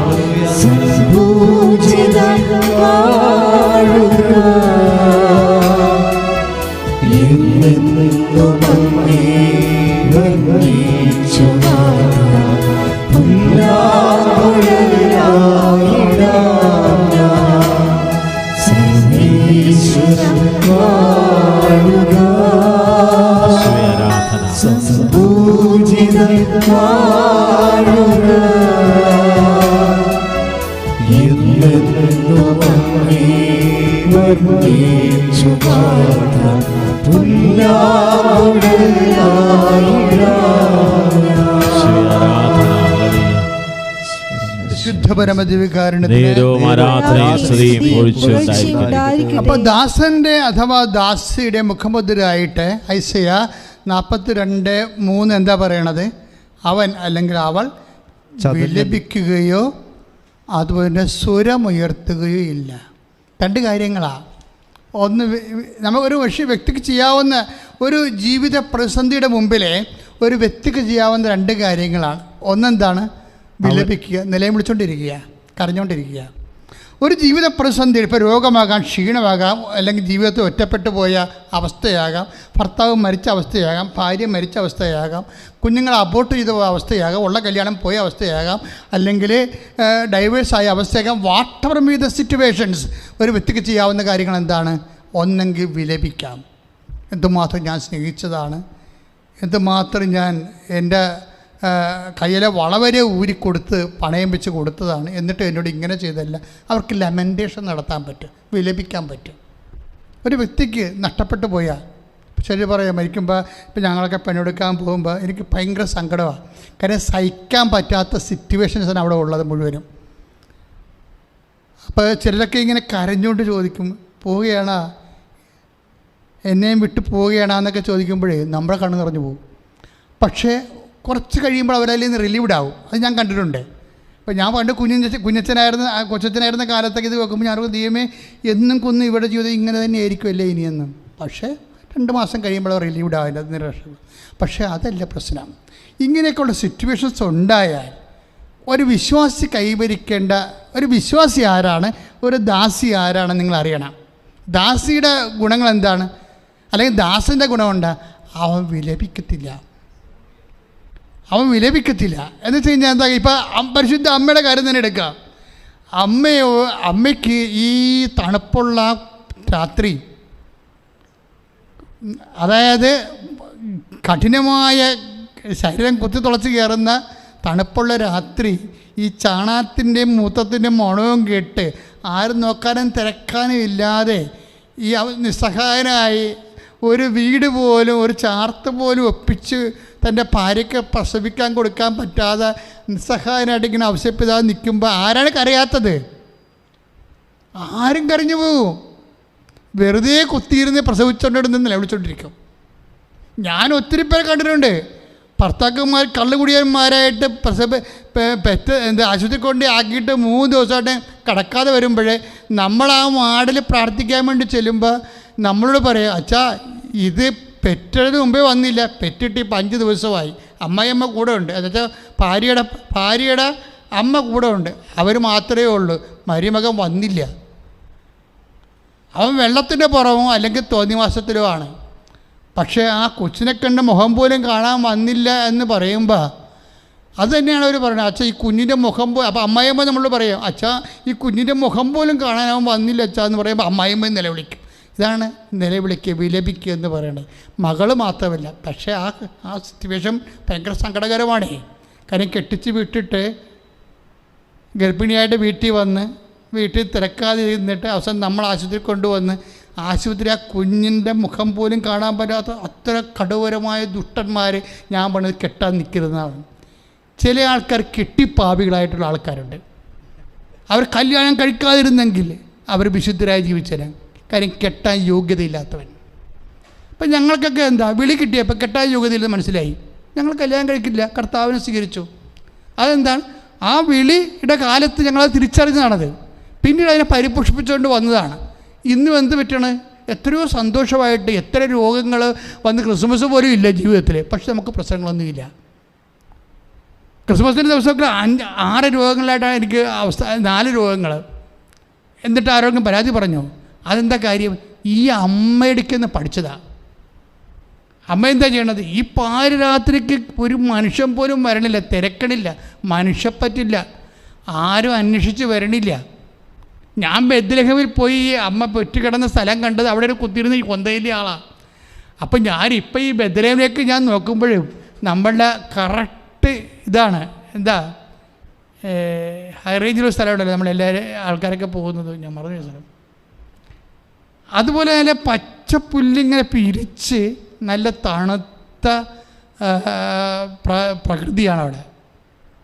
അപ്പോൾ വാഗമണ്ണ് പോലെ തന്നെ ഈ സ്ഥലം ഇങ്ങനെ ബെത്ലഹേം, ഞാനിങ്ങനെ ബെത്ലഹേമിന് ഈ പുൽക്കൂട്ട് അമ്മയുടെ ആ പാറയുടെ വലിയൊരു പാറയാണ്, പാറയുടെ ഉള്ളിലാണ് ഈ കാലികളെ സൂക്ഷിക്കുന്നത്. അവിടെയാണ് ചരിത്രപരമായിട്ട് പാരമ്പര്യത്തിൽ അമ്മ തിരുപ്പറമ്പ് നടന്ന സംഭവം. നമ്മളവിടെ കൊന്തയിലിട്ട് പുറത്തോട്ടിറങ്ങി നോക്കുമ്പോൾ വാഗമൺ പോലെ ഇരിക്കും. എന്താണ്? എല്ലായിടത്തും നല്ല തണുത്ത പച്ചപ്പുള്ള പുല്ല് ഇങ്ങനെ കിലോമീറ്ററോളം ഇങ്ങനെ ഒരു മലയടി വാരത്തിലേക്ക് ഇങ്ങനെ ഇറങ്ങിക്കിടക്കുകയും. അപ്പോൾ പണ്ടും ഇത് തന്നെയാണ് അവസ്ഥ. ആ പ്രദേശത്ത് അന്നും ഇല്ല മനുഷ്യർ, ഇന്നും ഇല്ല മനുഷ്യർ. വിജനമായ സ്ഥലമാണ്. ഈ വിജനമായ സ്ഥലത്ത് അകപ്പെട്ടു പോയിട്ട്, കാലികളുടെ ഇടയിൽ അകപ്പെട്ടു പോയിട്ട് അവൾ കരഞ്ഞില്ല. അതാണ് സംഭവം. കാര്യം അതിന് പ്രാകൃതരായ മനുഷ്യരെയാണ് കാണുന്നത്. ആരെ കാണുന്നത്? ഇടയന്മാരെ കാണുകയാണ്. കരയാനുള്ള എല്ലാ വകുപ്പും അവിടെ ഉണ്ട്. ഭർത്താവിനെ നിങ്ങളെ കല്യാണം കഴിച്ചതിന് ശേഷം, നിങ്ങളെ പെറ്റതിന് ശേഷം 1 മാസം കഴിഞ്ഞിട്ടും അല്ലെങ്കിൽ ഒരാഴ്ച കഴിഞ്ഞിട്ടും ഹസ്ബൻഡ് വന്നില്ല, അല്ലെങ്കിൽ ഹസ്ബൻഡ് വീട്ടിൽ നിന്ന് ആരും വന്നില്ലെന്ന് പറഞ്ഞാൽ ദൈവമേ, നിന്നെ ദാസിയാകാൻ ദൈവം വിളിക്കുന്നു, നീ കരയരുത്. വിശ്വാസിയാണെങ്കിൽ അല്ലെങ്കിൽ അവിശ്വാസിയാണെങ്കിൽ നീ വാരി വലിച്ച് നിലവിളിച്ച ഒരു പ്രശ്നമില്ല. പക്ഷേ നിനക്ക് കിട്ടിയ പാഠം എന്താ? നിനക്ക് കിട്ടിയ പാഠം എന്താണ്? തിരിഞ്ഞു നോക്കാൻ അറിയില്ല. ഇനി ഔഷധപിതാവ് ഉണ്ടെങ്കിൽ തന്നെ ഒരു ചാർത്ത് കാണിച്ചു കൊടുക്കാനും തരപ്പെടുത്തിയെടുക്കാനുമുള്ള കഴിവില്ല. ദൈവം ചില മനുഷ്യരുടെ കഴിവ് തക്ക സമയത്ത് എടുത്തു കളയും. വലിയ കഴിവുള്ള മനുഷ്യനാണ്, പറഞ്ഞിട്ട് വല്ല കാര്യമുണ്ടോ? ഒരു പരിചയമില്ലാത്ത രാജ്യത്ത് അമ്മയും കുഞ്ഞിനെ കൊണ്ടുപോയി വേറെയും കൂലിയില്ലാത്ത കാലത്ത് 2 കൊല്ലം താമസിച്ച ആളാണ് ഔഷധപിതാവ്. കഴിവില്ലാഞ്ഞിട്ടാണോ? കഴിവുള്ള മനുഷ്യനാണ്. പക്ഷേ ദൈവം ചിലരുടെ കഴിവെടുത്ത് ചില സമയത്ത് എടുത്തു കളയും. അത് നിങ്ങൾ തിരിച്ചറിയണം, അല്ല മാർഗ്ഗമില്ല.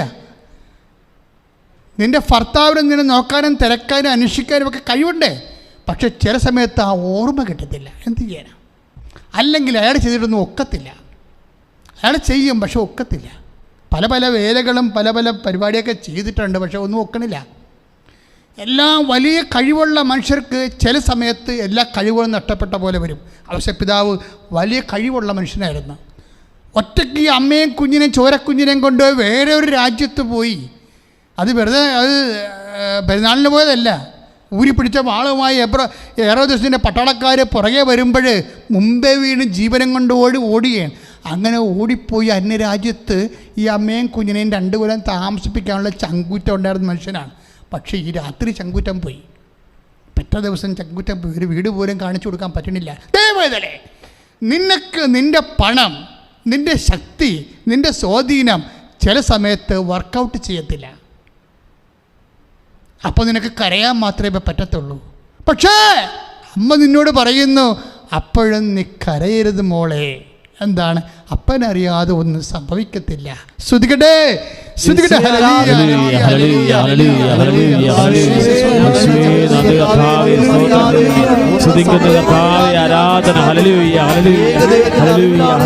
ഹല്ലേലൂയ. യേശുവേ സ്തോത്രം, യേശുവേ നന്ദി, യേശുവേ ആരാധന, യേശുവേ ആരാധന. Hallelujah, hallelujah, hallelujah, hallelujah.